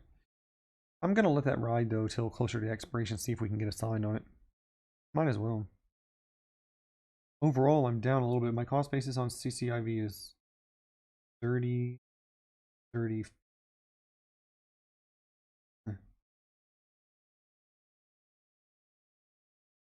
No, it's 3140.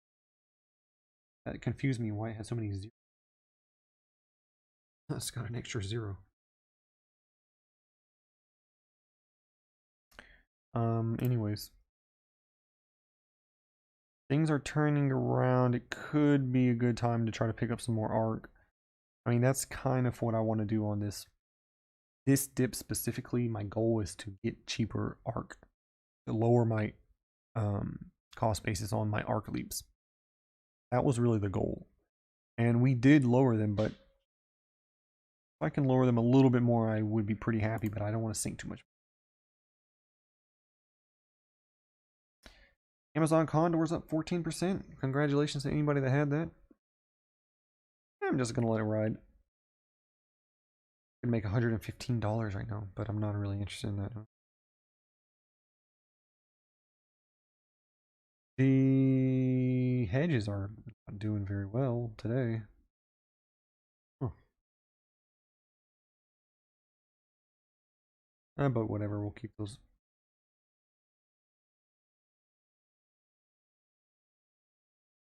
Mark F. Tempted to get more of that. See, what's Lee trading for? Reggie also I want to look into. I got the 95 strike for Reggie. That's the renewable energy. That's up a little bit. Nice. Clean energy is getting killed though. 95 strike. So yeah, we're about to get assigned. But luckily I got paid for that one. I got paid. The selling the put on the Reggie paid us $7 per share. My cost basis is $88. So that one's pretty cool if we get assigned. Apple, it's about what it opened at.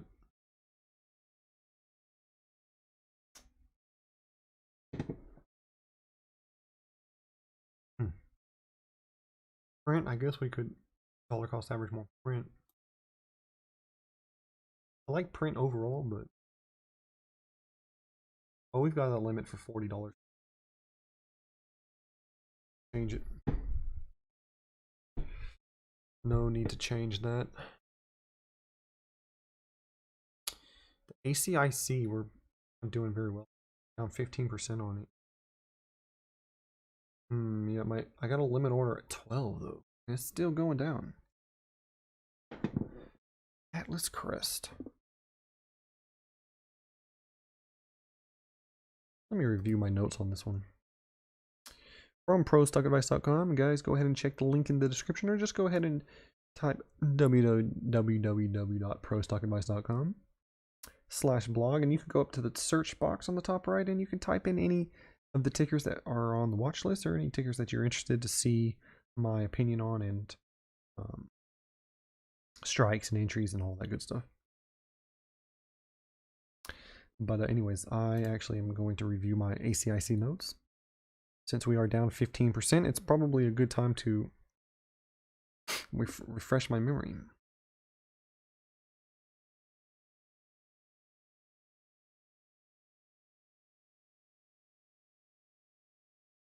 Yeah, we got into ACIC. We first started writing about it pretty early. It was on February the Journey to $1 million, February the 16th, 2021. ACIC. Merging with Archer. Second quarter. They have the United Airlines contract for $1 billion. And they're all about the flying taxis and flying helicopters. It's interesting. Our target price was $20, entry was $15, risk of 2 to 5 months. So let's see how accurate that was. $20, it almost hit it. It went up to $18.60, so that was pretty close. Entry was less than 15, and we've stuck to that.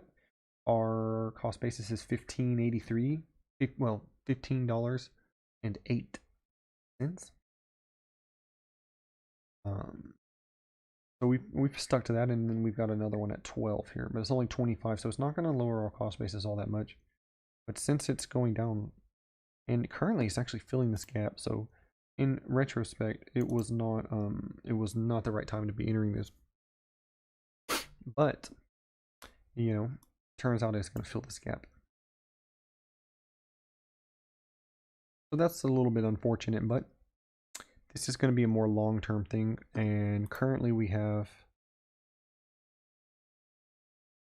75 shares, so I would be pretty happy to pick up another 25 at $12.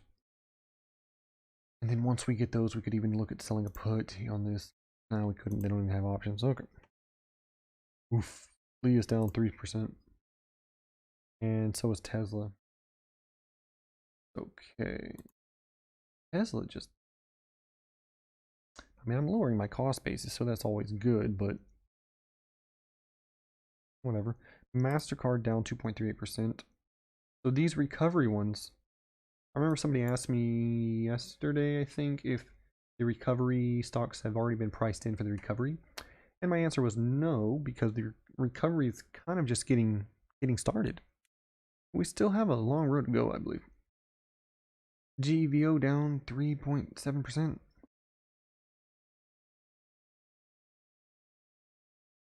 RCL, huh? Almost down 4% here. Okay, so it's interesting. Today, the recovery stocks are pulling back a lot. Palantir. In my buy zone. This one's interesting, but I don't want to do calls. So if I did anything, it would just be buying shares. And I'm not in a rush for that because I have ARC W.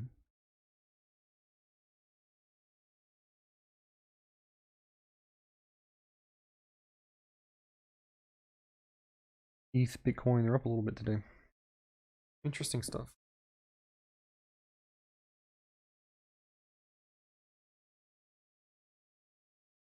F is slowly going positive, yeah. It went from 19% to 11%. Yeah, I got in at 540 and it's selling for 615. Oh, okay. Because I saw the last price, it was 540, but that could have just not updated.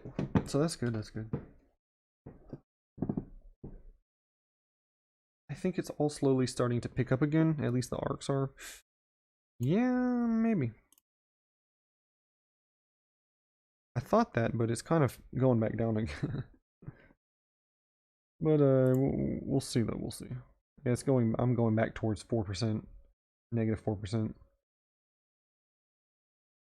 But overall, that's not a very big deal. But we can make that back in a day. Yesterday we finished up 5.8, I think.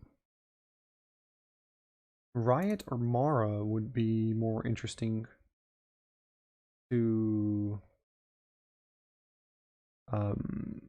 do for the iron condors. So we can look at that. SBE going up quickly. Yes. Also, this one, it's been a while. Switchback energy. Oh, 6.6%. Very nice. So yeah, if you bought that dip, that would have paid very nice. Up almost 30% in the last couple days. Very good.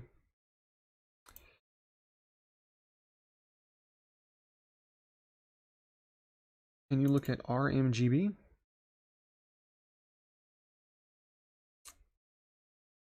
Hey, Tim Cho.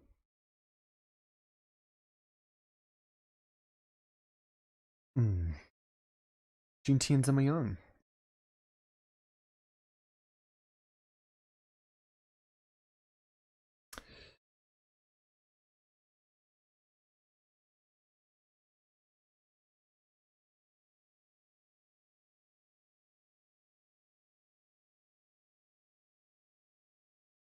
I'm pretty sure you speak Chinese, right? If I remember correctly. I was trying to think, like, wait a minute. Which one of you guys? I think there's a few Chinese speakers here, which is really cool. Alright, yeah, Mara's up 7%. That's interesting. I mean, let's look into this. I'm down. I'm down for an iron condor. These are always fun to do, but I don't often do them. But they're always fun to do. So, saying it's up 6%, and if we go ahead and look at Bitcoin, let's just say, because really it's just dependent on Bitcoin. So Bitcoin is up 2.6. I mean, I don't know. Bitcoin might trade flat though, because it seems to be holding the middle Bollinger Band at around 48, 49. And then it seems like it can't break, having a hard time breaking, what was it, 56, 57, something like that. But who knows? You never know with that. So I don't know. I really don't.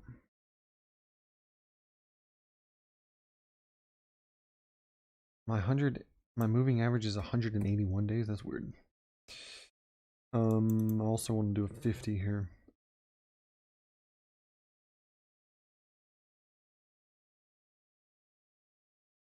The Bollinger Bands, I kind of want to make all the same color, just so it's not really confusing. Let's do a hot pink.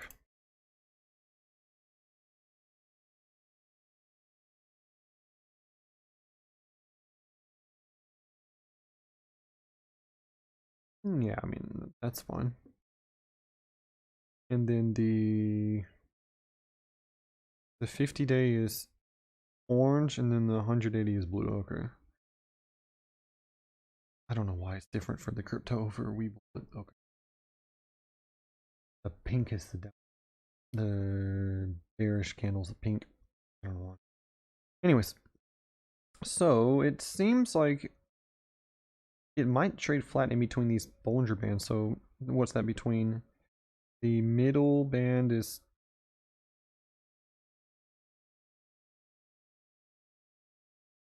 the middle band is 49,000, let's just say. The upper is 57.5. Okay. So keep that in mind. 47, no, 49 and 57. Okay. 49, 57, 49, 57. Now let's go ahead and look at Mara and check out the iron condors for 8 days, maybe, or I don't even know if that's enough time though. Bitcoin can trade flat. Let's maybe do 15 days. Do a smaller width. So yeah, so what's it about? 49.57, that's what? 7 minus 49, that's about $8,000. So right around 17%, something like that.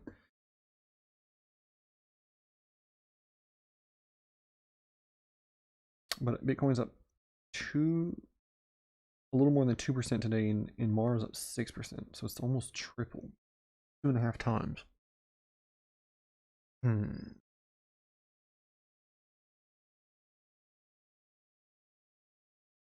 Well, anyways, I guess it doesn't really matter. We could do the 34 to 37. I mean, Mara is literally more volatile than Bitcoin. That's crazy if you think about it. Why? Why do you want to be in that? I don't understand. Bitcoin is already like, I mean, I guess we could just do straight calls and just a bunch of money if Bitcoin did go. It makes sense. I would only be interested in options for these just because it's almost like I'm trading Bitcoin options. And I mean, trading common to Mara is almost like 3x on Bitcoin. Kind of. There is no, Mara literally knows no chill.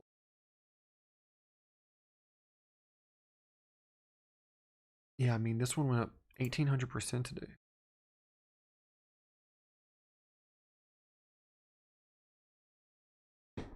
I don't know. It's fluctuating though. So let's go ahead and look at this Iron Condor.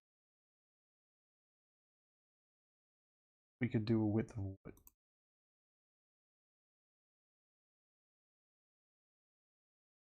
R5. Change this up to 28 and 43. I mean, that's kind of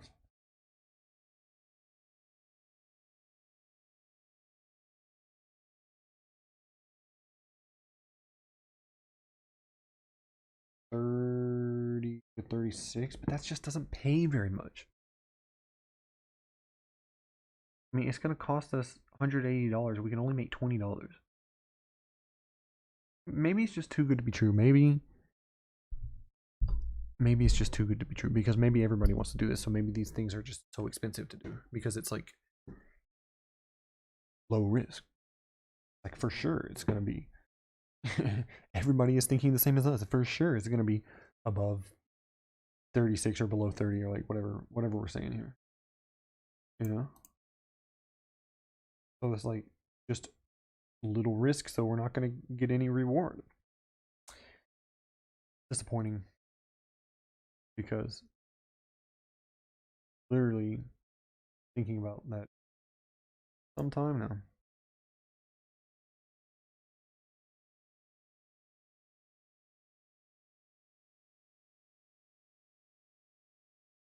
Too good to be true. But I guess the Condor is good. I mean, we have the Amazon. Well, it looks like we're going down 4.4%. No. Let's see what's going on here. Yeah, everything's just tried to go up, but wouldn't. So S&P 500, it's not looking so bad. Pulled back a little bit today. Overall, that's not very bad, I would say. I wouldn't be so concerned about that, but let's see how low it goes today. NASDAQ seems like it's still holding the support. We'll see if it continues holding it. Dow is down 0.5% now. That's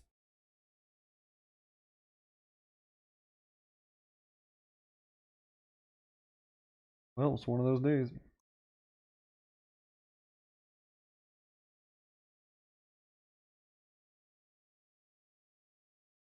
Very interested in seeing a riot iron condor.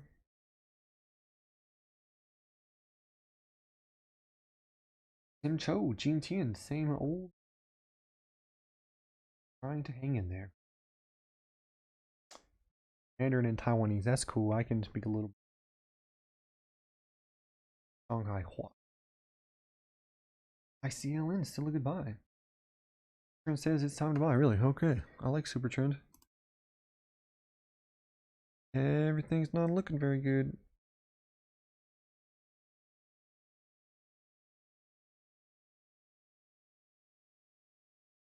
Super Trend doesn't say it's time to buy, but it seems to be coming up the last couple of days. But I'm interested to see what's going to happen today. I don't necessarily need to get in other risky positions on a day like today. I'm just going to buy my time. Try to be responsible instead of just buying everything that's red all the time.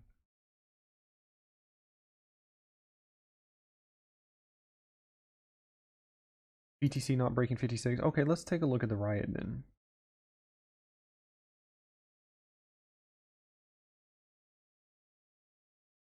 It's probably going to be the same. It just won't make sense.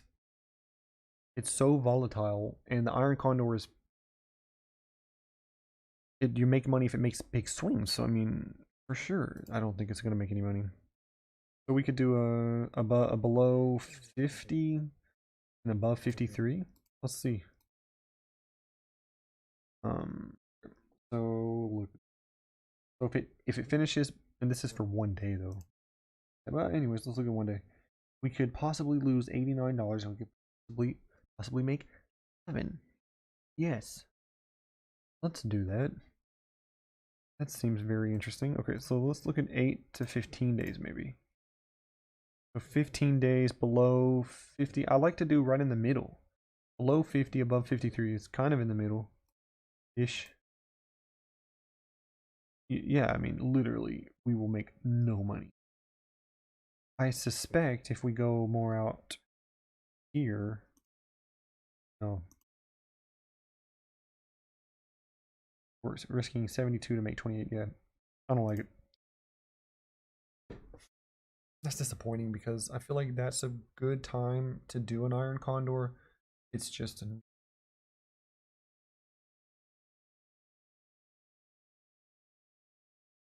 well, anyways.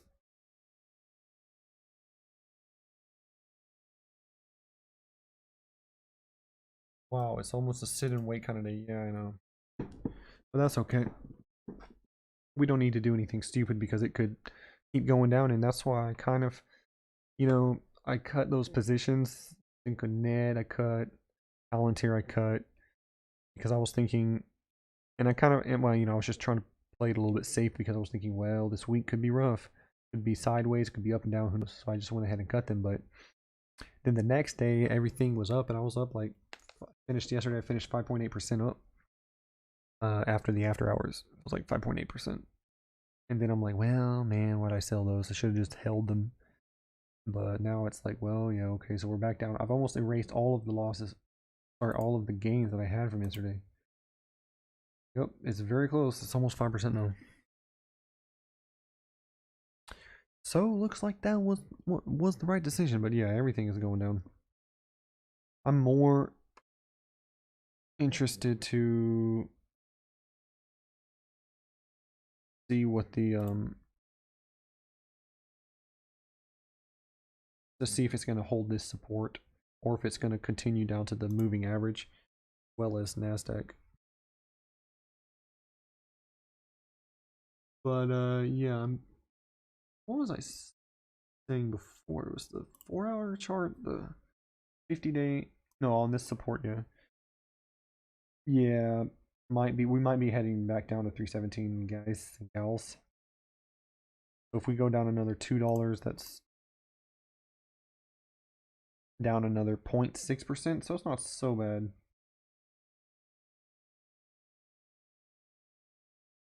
But yeah, Nasdaq is down 1.5 right now. But it's okay. So to be honest with you, I'm probably gonna wait until Nasdaq falls to this support, and then start dollar cost averaging more.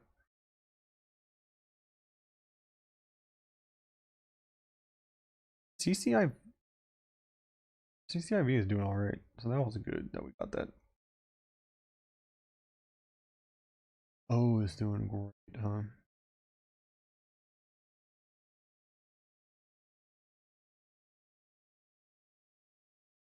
Our Amazon Condor is doing good too.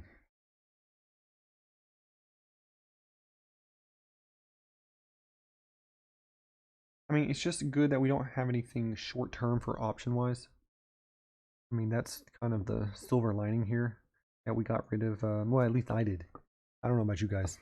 I keep saying we. I feel like we're in this together. But yeah, the silver lining for me is I don't have any short term positions aside the covered calls and the cover puts. But I'm not really concerned about those. Tesla's pulling back, so even though that kind of sucks for my 100 shares, but kind of makes me happy for my covered call, which is so stupid because the covered call I only got paid $600, and then the stock is worth 70 something. Yeah, I'm really starting to second guess that one.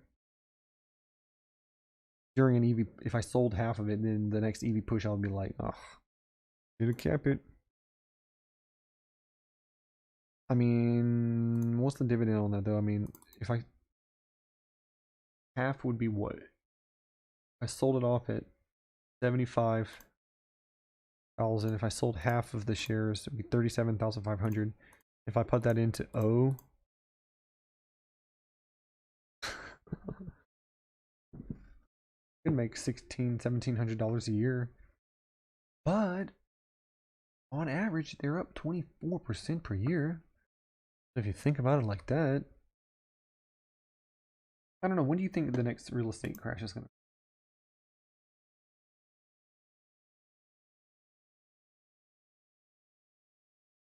What's your take on OSTK? Everyone is looking at Bitcoin play, however, for business. And just a CCIV going to fill? What do you mean? I thought it's going up. At $30, it's okay.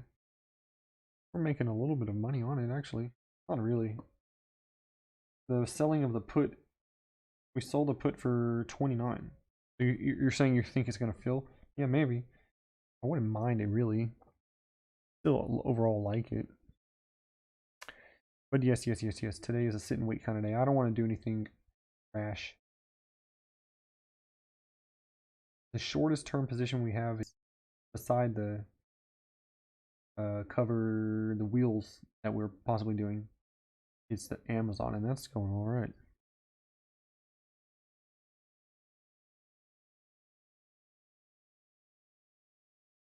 Oh, my print.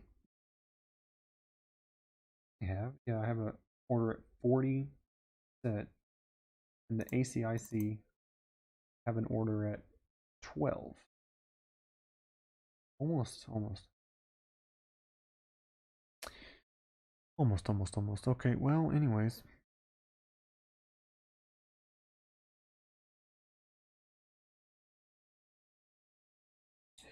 If CCIV does pull back to, what was I thinking?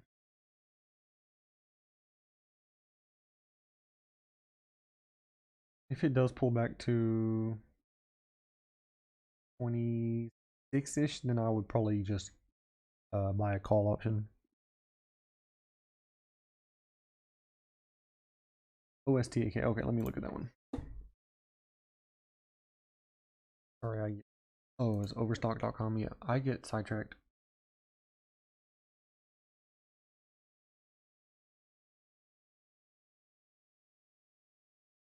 Okay, so it's dipping. It's up today though. 1.6 doesn't look very up. Riding on the 50-day, and that 180 day is pretty close too. So this is quite a strong support we have.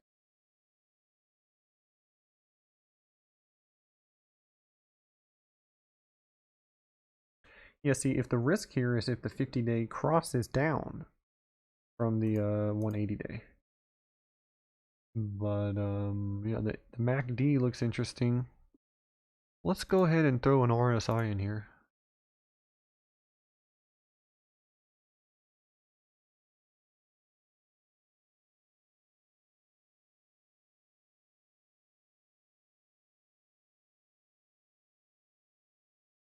Yeah. I never liked RSI all that much anyways. Overstock, yeah, I mean, let's see. What did the analysts think in 140? Most are saying 140. Most are saying double.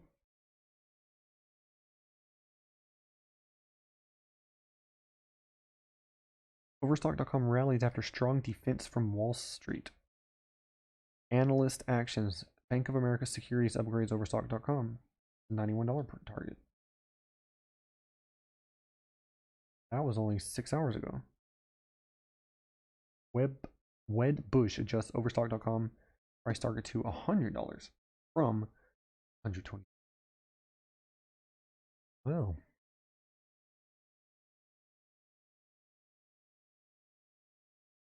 that article I want to read.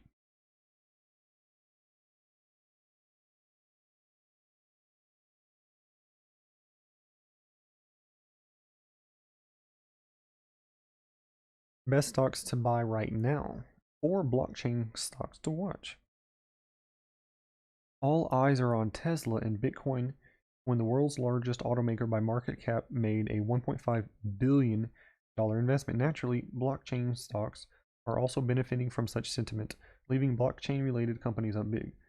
In a time filled with uncertainty, investors. Okay. Interesting. The top blockchain stocks, according to MarketWatch, is Riot, then Overstock, then Mara, and then Bit Digital, BTBT. So of course, everybody knows Riot and Mara. Interesting. So Overstock.com. Next up, many consumers would think that Overstock is just an internet retailer selling primarily furniture. Yes, that is what I thought. But what many didn't know is that Overstock has exposure to cryptocurrencies through its subsidiary T0 platform. The online technology retailer is also reportedly converting its blockchain investment wing into a blockchain-focused investment fund last month as it seeks to maximize profit amid the Bitcoin boom. This week, shares of Overstock.com also break higher after Tesla discloses its investment in cryptocurrencies. Quote from Overstock CEO Jonathan Johnson. What a cool name. Blockchain technology represents a leap forward in fundamentally changing the way we interact and transact with each other. We remain bullish on blockchain technology, but are changing the way we interact. I mean, what an Einstein. As exciting as Overstock.com's involvement in the blockchain space may be, investors should also note that they are still not the company's core business. Some analysts believe that the recent increase in Bitcoin prices could suggest that a massive bull run is in the making, as investors and crypto enthusiasts look forward to the price of Bitcoin breaking 50,000.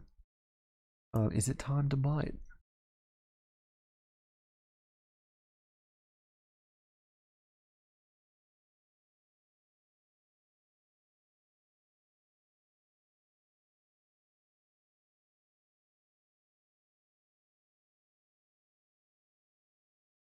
Yeah, I'm actually Coinbase stock. Yeah, I'm waiting for that one. I will buy it. Coinbase, I don't like it. It's way too expensive. What you gonna do? So popular. Anyways, when are they gonna IP? I need to check that.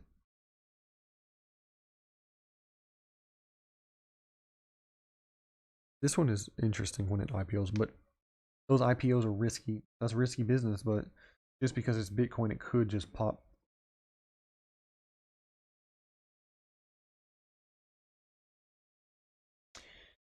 Yeah, they just filed to IPO actually. 2 hours ago, I see these articles coming out.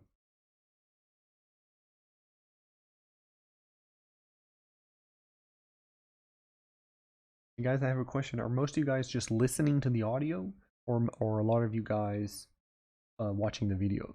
I would like to know. Anyways, what's this say?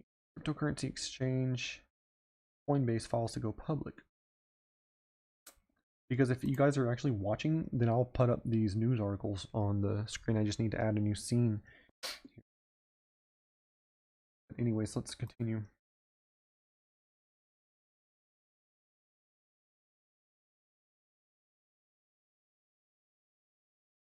Seems like... Come on, why isn't it gonna say?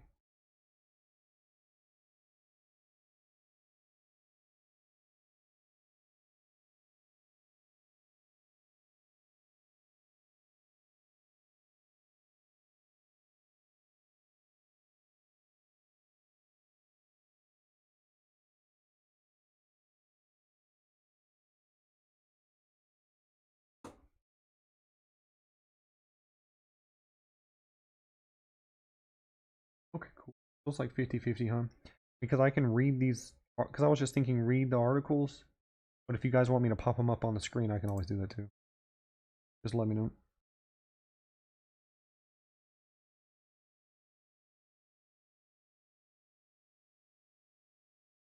Okay, maybe I should change my Google search.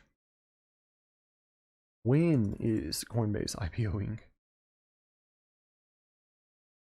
Maybe we don't even know though.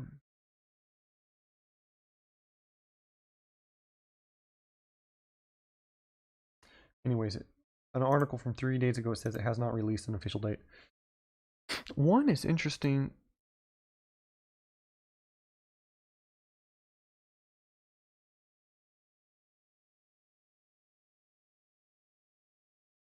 Okay, let's see. Mostly audio. Okay, cool. Thanks for chiming in. Yeah, sometimes there's not much going on. What's going on with the markets right now though? Let's check. Is it good news or bad news? It's bad news.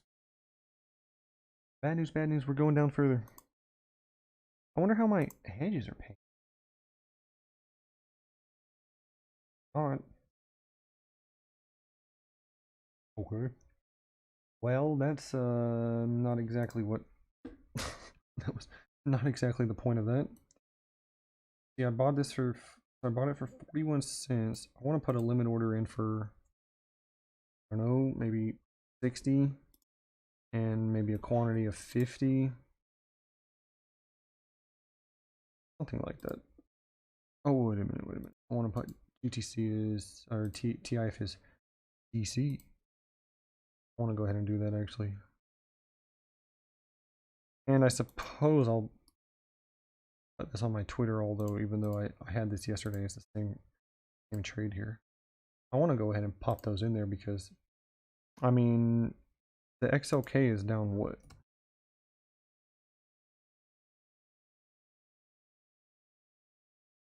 1.6% today. Those should be up a little bit, but people aren't buying them. Not enough volume. So then that would have been better to buy more expensive ones closer to at the money. Buy fewer of them. But we'll see. It's only down 1.6%. Well, actually, 5. So, what is the worst thing going on right now? Lithium, clean energy, cannabis, semis, and then ARC.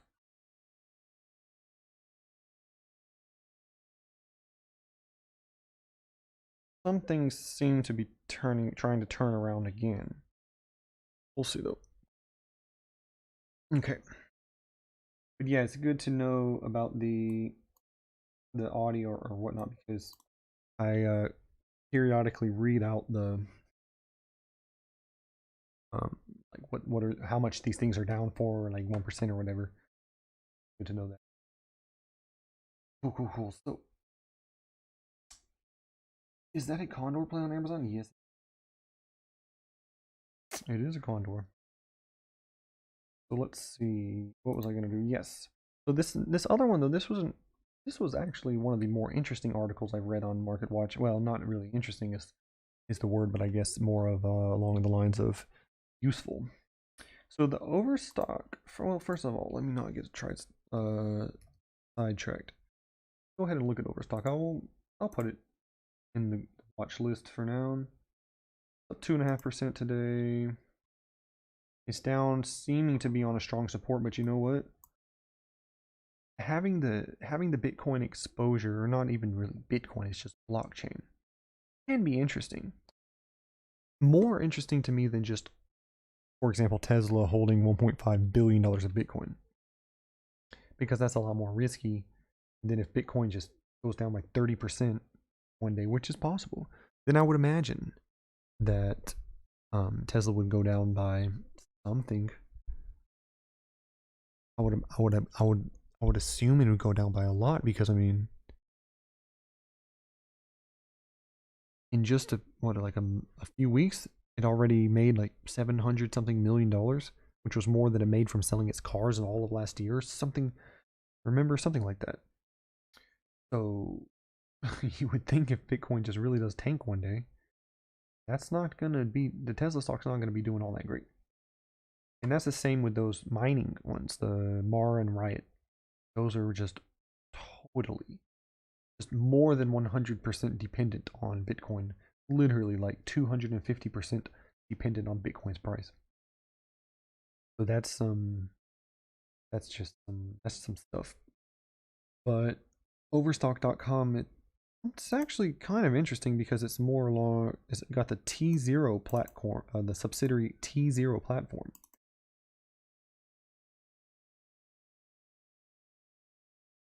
And it's converting its blockchain investment wing into a blockchain-focused investment fund. Last month, as it seeks to maximize profit amid the Bitcoin boom. I mean, is Overstock.com run by a bunch of boomers and they see Bitcoin going up so much and they're FOMOing and they don't even know they're FOMOing? You know? I don't know. I've been in Bitcoin for quite a long time, and that seems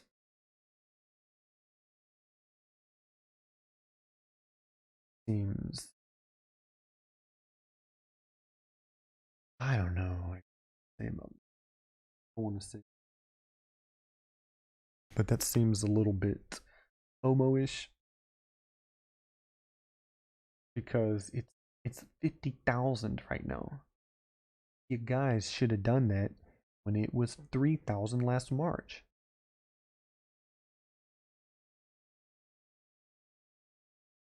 Is that similar to what Warren Buffett did with his airline stock?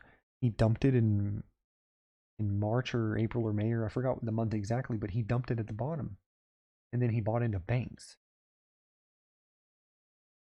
Just kind of it just gives me this kind of feeling, but like, wait a minute. That doesn't seem right. What am I missing here?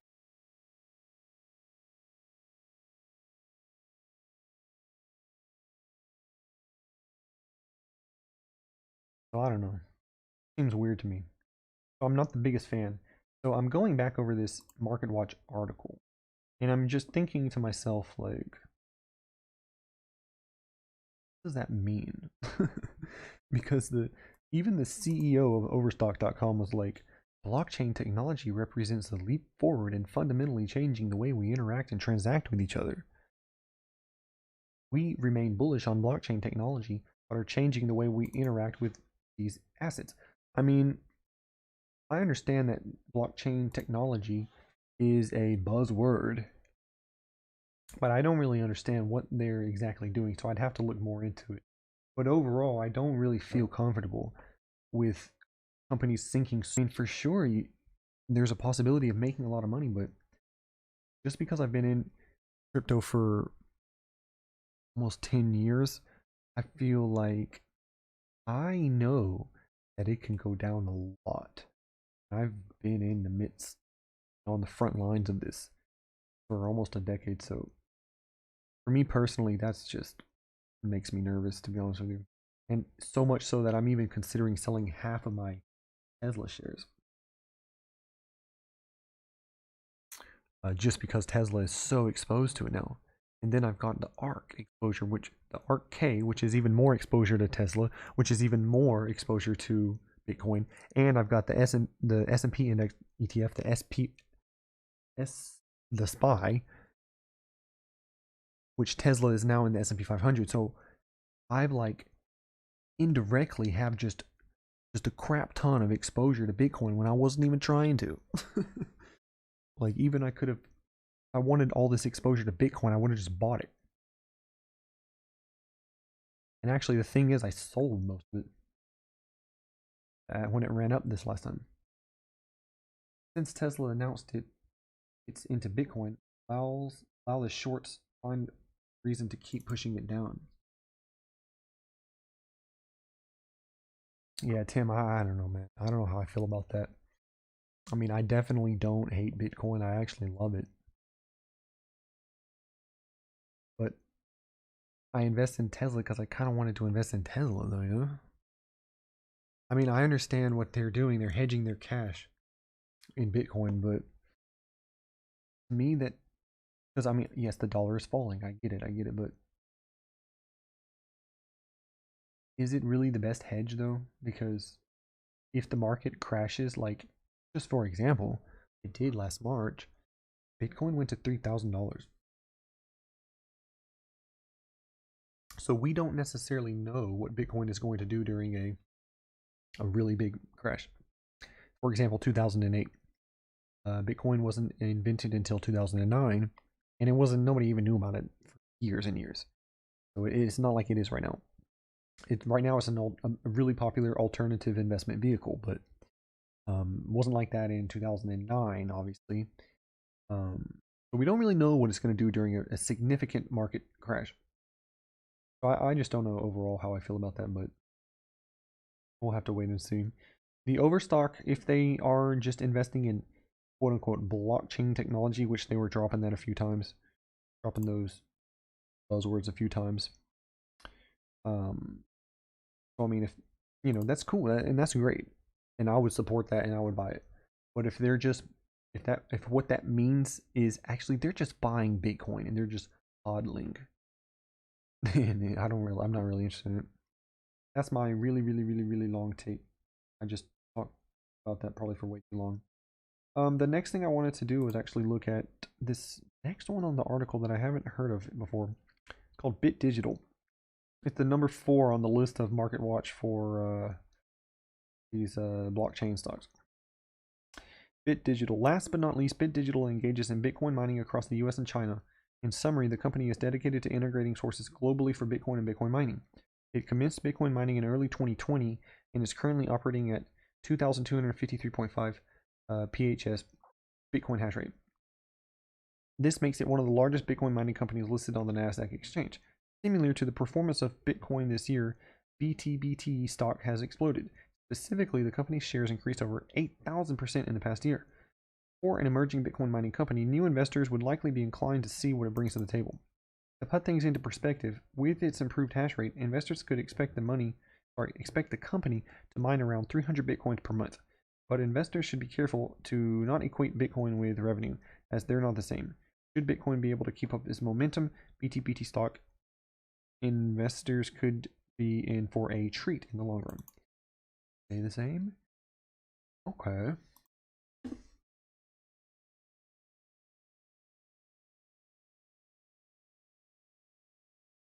Take a look at this chart.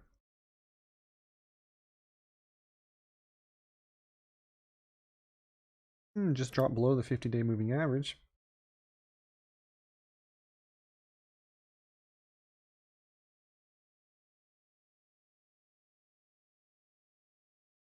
Nothing special.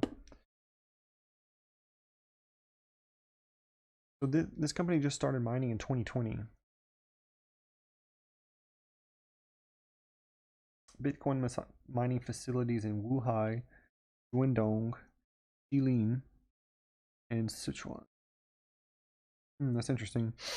Yeah, the Shilin Hot is the Inner Mongolia, which is actually where I was mining, and in Sichuan, which is Western China, towards Tibet.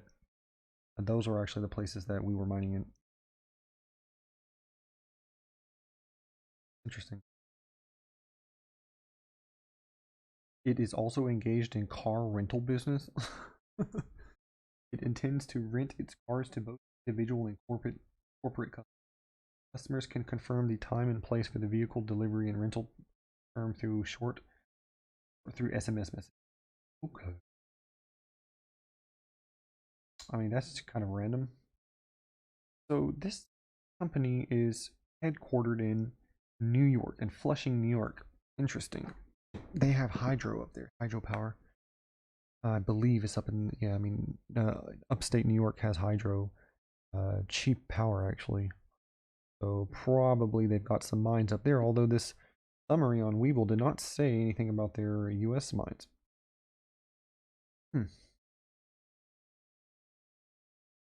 The car rental thing is pretty random. I wonder if that's in the US or China, because this is talking about the Chinese facilities for Bitcoin mining. Anyways, it's worth looking into, especially the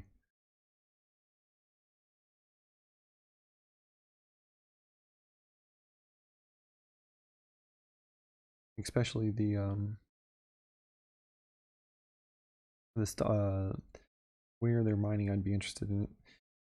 I know upstate New York has cheap power, and I know in China I'm more familiar with actually, and they're mining in Inner Mongolia and in Sichuan it's got really cheap power.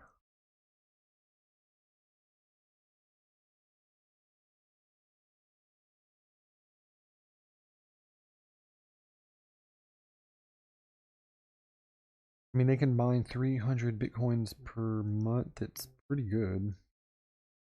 And if they just started in 2020, oh my god, they invested a bunch of money. But it would be cool because it was down so much.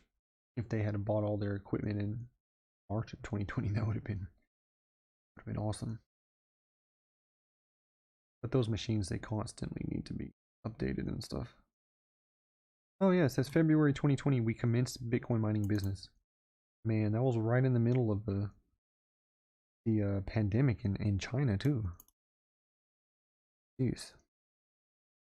The pandemics, people started freaking out in January, and everything was shut down. We couldn't even move around though, because the government locked down everything so strict here. And started in February 2020, huh? April 2020, they launched a bunch of the miners. Total hash, they got up to 310. In July, they already got up to 1250 PHS. That's interesting.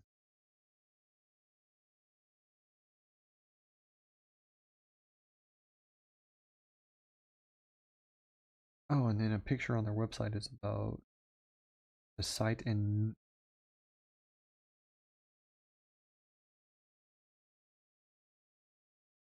I don't feel like Nebraska has all that cheap power. In the states, the cheap power is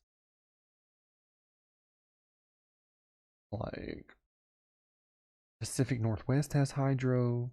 Nevada obviously has cheap power because that's where the Tesla gigawatt is. Texas has cheap power, and then there's some hydro in the New England area. I see some people getting cheap power in Illinois, but not compared to the other ones that I just mentioned. So Nebraska, I never really heard about it, but hey, I've been out of this business for a minute.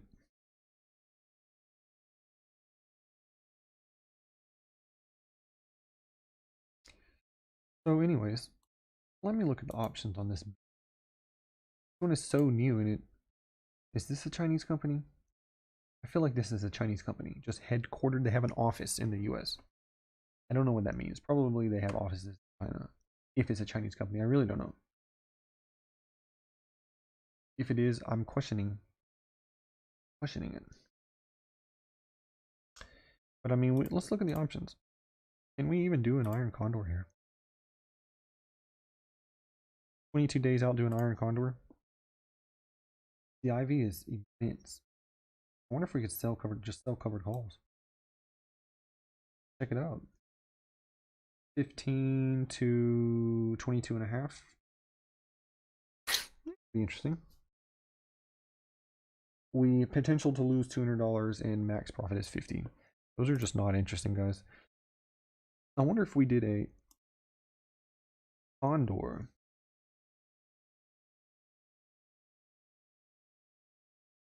Just did a Condor.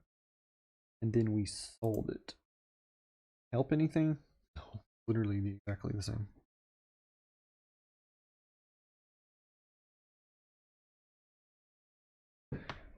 Yeah, we might as well just stop looking at that, but I'm not really interested to buy it, to be honest with you. But I guess it was an interesting read.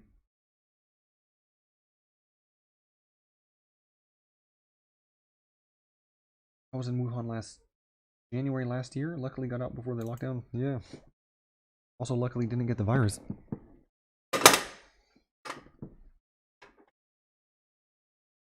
It was crazy too there. I mean, they down from what we're doing. Getting a little bit better. We're at 4%. If we can get out of this day at 2%, I'd be pretty happy. 2% loss. It's going to be one of those days. But like I said earlier, I'm not surprised that we would be a little bit flat. I'm not going to do anything else.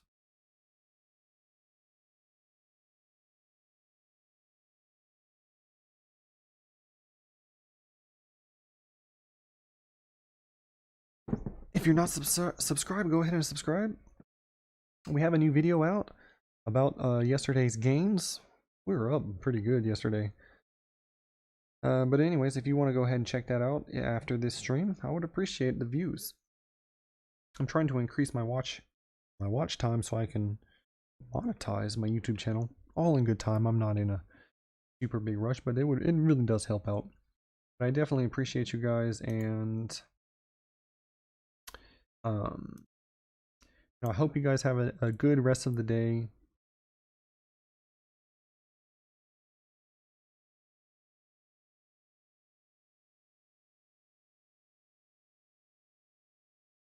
The Epic Center in California. Yeah, I know. I would like to move to California, I'm not gonna lie. But then my trading will be all messed up. It'd be way too early. Could you try Iron Condor for docu, please? Yeah, okay. This is the last one. I'm not gonna do anything. I'm biding my time. We'll see tomorrow if it dips further. If it dips on Friday, then I will be dollar cost averaging a lot more tomorrow, because I think if it does go down tomorrow, I think Monday it might pop. But we'll see. Like I said, on the Nasdaq, I'm not surprised if it's gonna pull back to, I think what it was, like 317 on the triple Q. And it's still not. It's not. It's still $320.40. So it's still holding on. It's holding on. Not all that well, but it's still holding on. Okay, so the last one is going to be Docu, and then we're gonna wrap it up here. Yeah, DocuSign, it's a good. It makes sense in the pandemic time to do this. Look at this stupid long candle. That's crazy. Seeing some of those, I always wonder. Somebody just type in their order wrong, or is there some sort of manipulation going on here? I personally know people that have exchanges that are manipulating it. Crypto, that is. Anyways, technicals look good. It has dropped a little bit below the 50-day moving average, but it seems okay. It seems like it's been doing that. So probably for a trend, I might do something like this.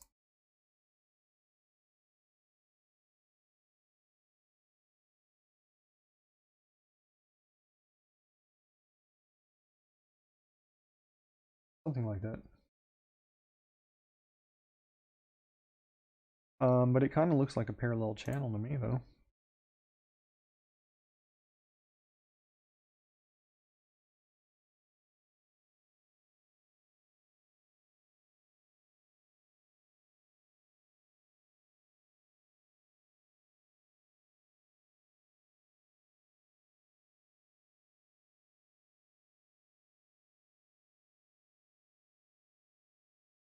That's what it looks like to me. And the day chart on the DocuSign, the super trend, it's flipped over to I'd be a little bit wary, but it's on the support. I would say that's a buy. Fundamentals are still good, although you could make a case that people will use it less, but I think because of the opening up, but I think going forward in the future, I think that people don't want to print things. Just DocuSign, just online signing signatures.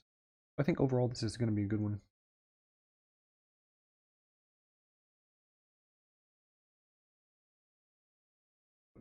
Yeah, I think that's a buy. I think that's a buy right now. But like these days, let's see. I think we'd wait to see what it does tomorrow, but this is a good one though. I think that I will write about that one tomorrow on the Journey to a Million write-up. But anyways, thanks Darth Molly. Appreciate it. Curious, does it help if we rewatch the live stream after the day ends? Yeah, yeah. Basically, about that, I need 4,000 watch hours and 1,000 subscribers. So I've already got my 1,000 subscribers. But I need and I only have 2.6, so 2,600 watch hours.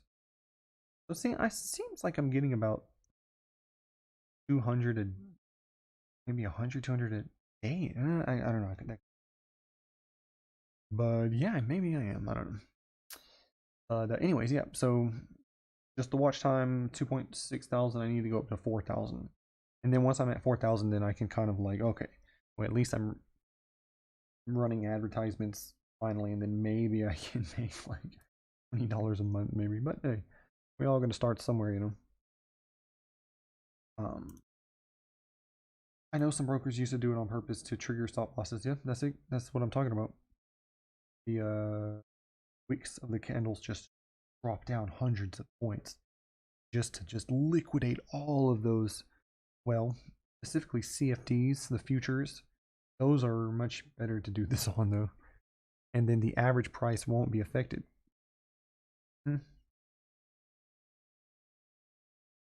People do it.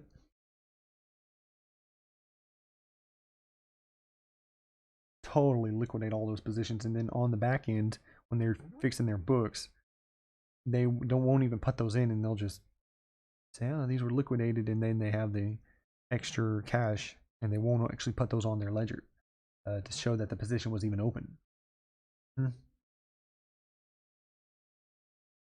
Doggy dog world, though.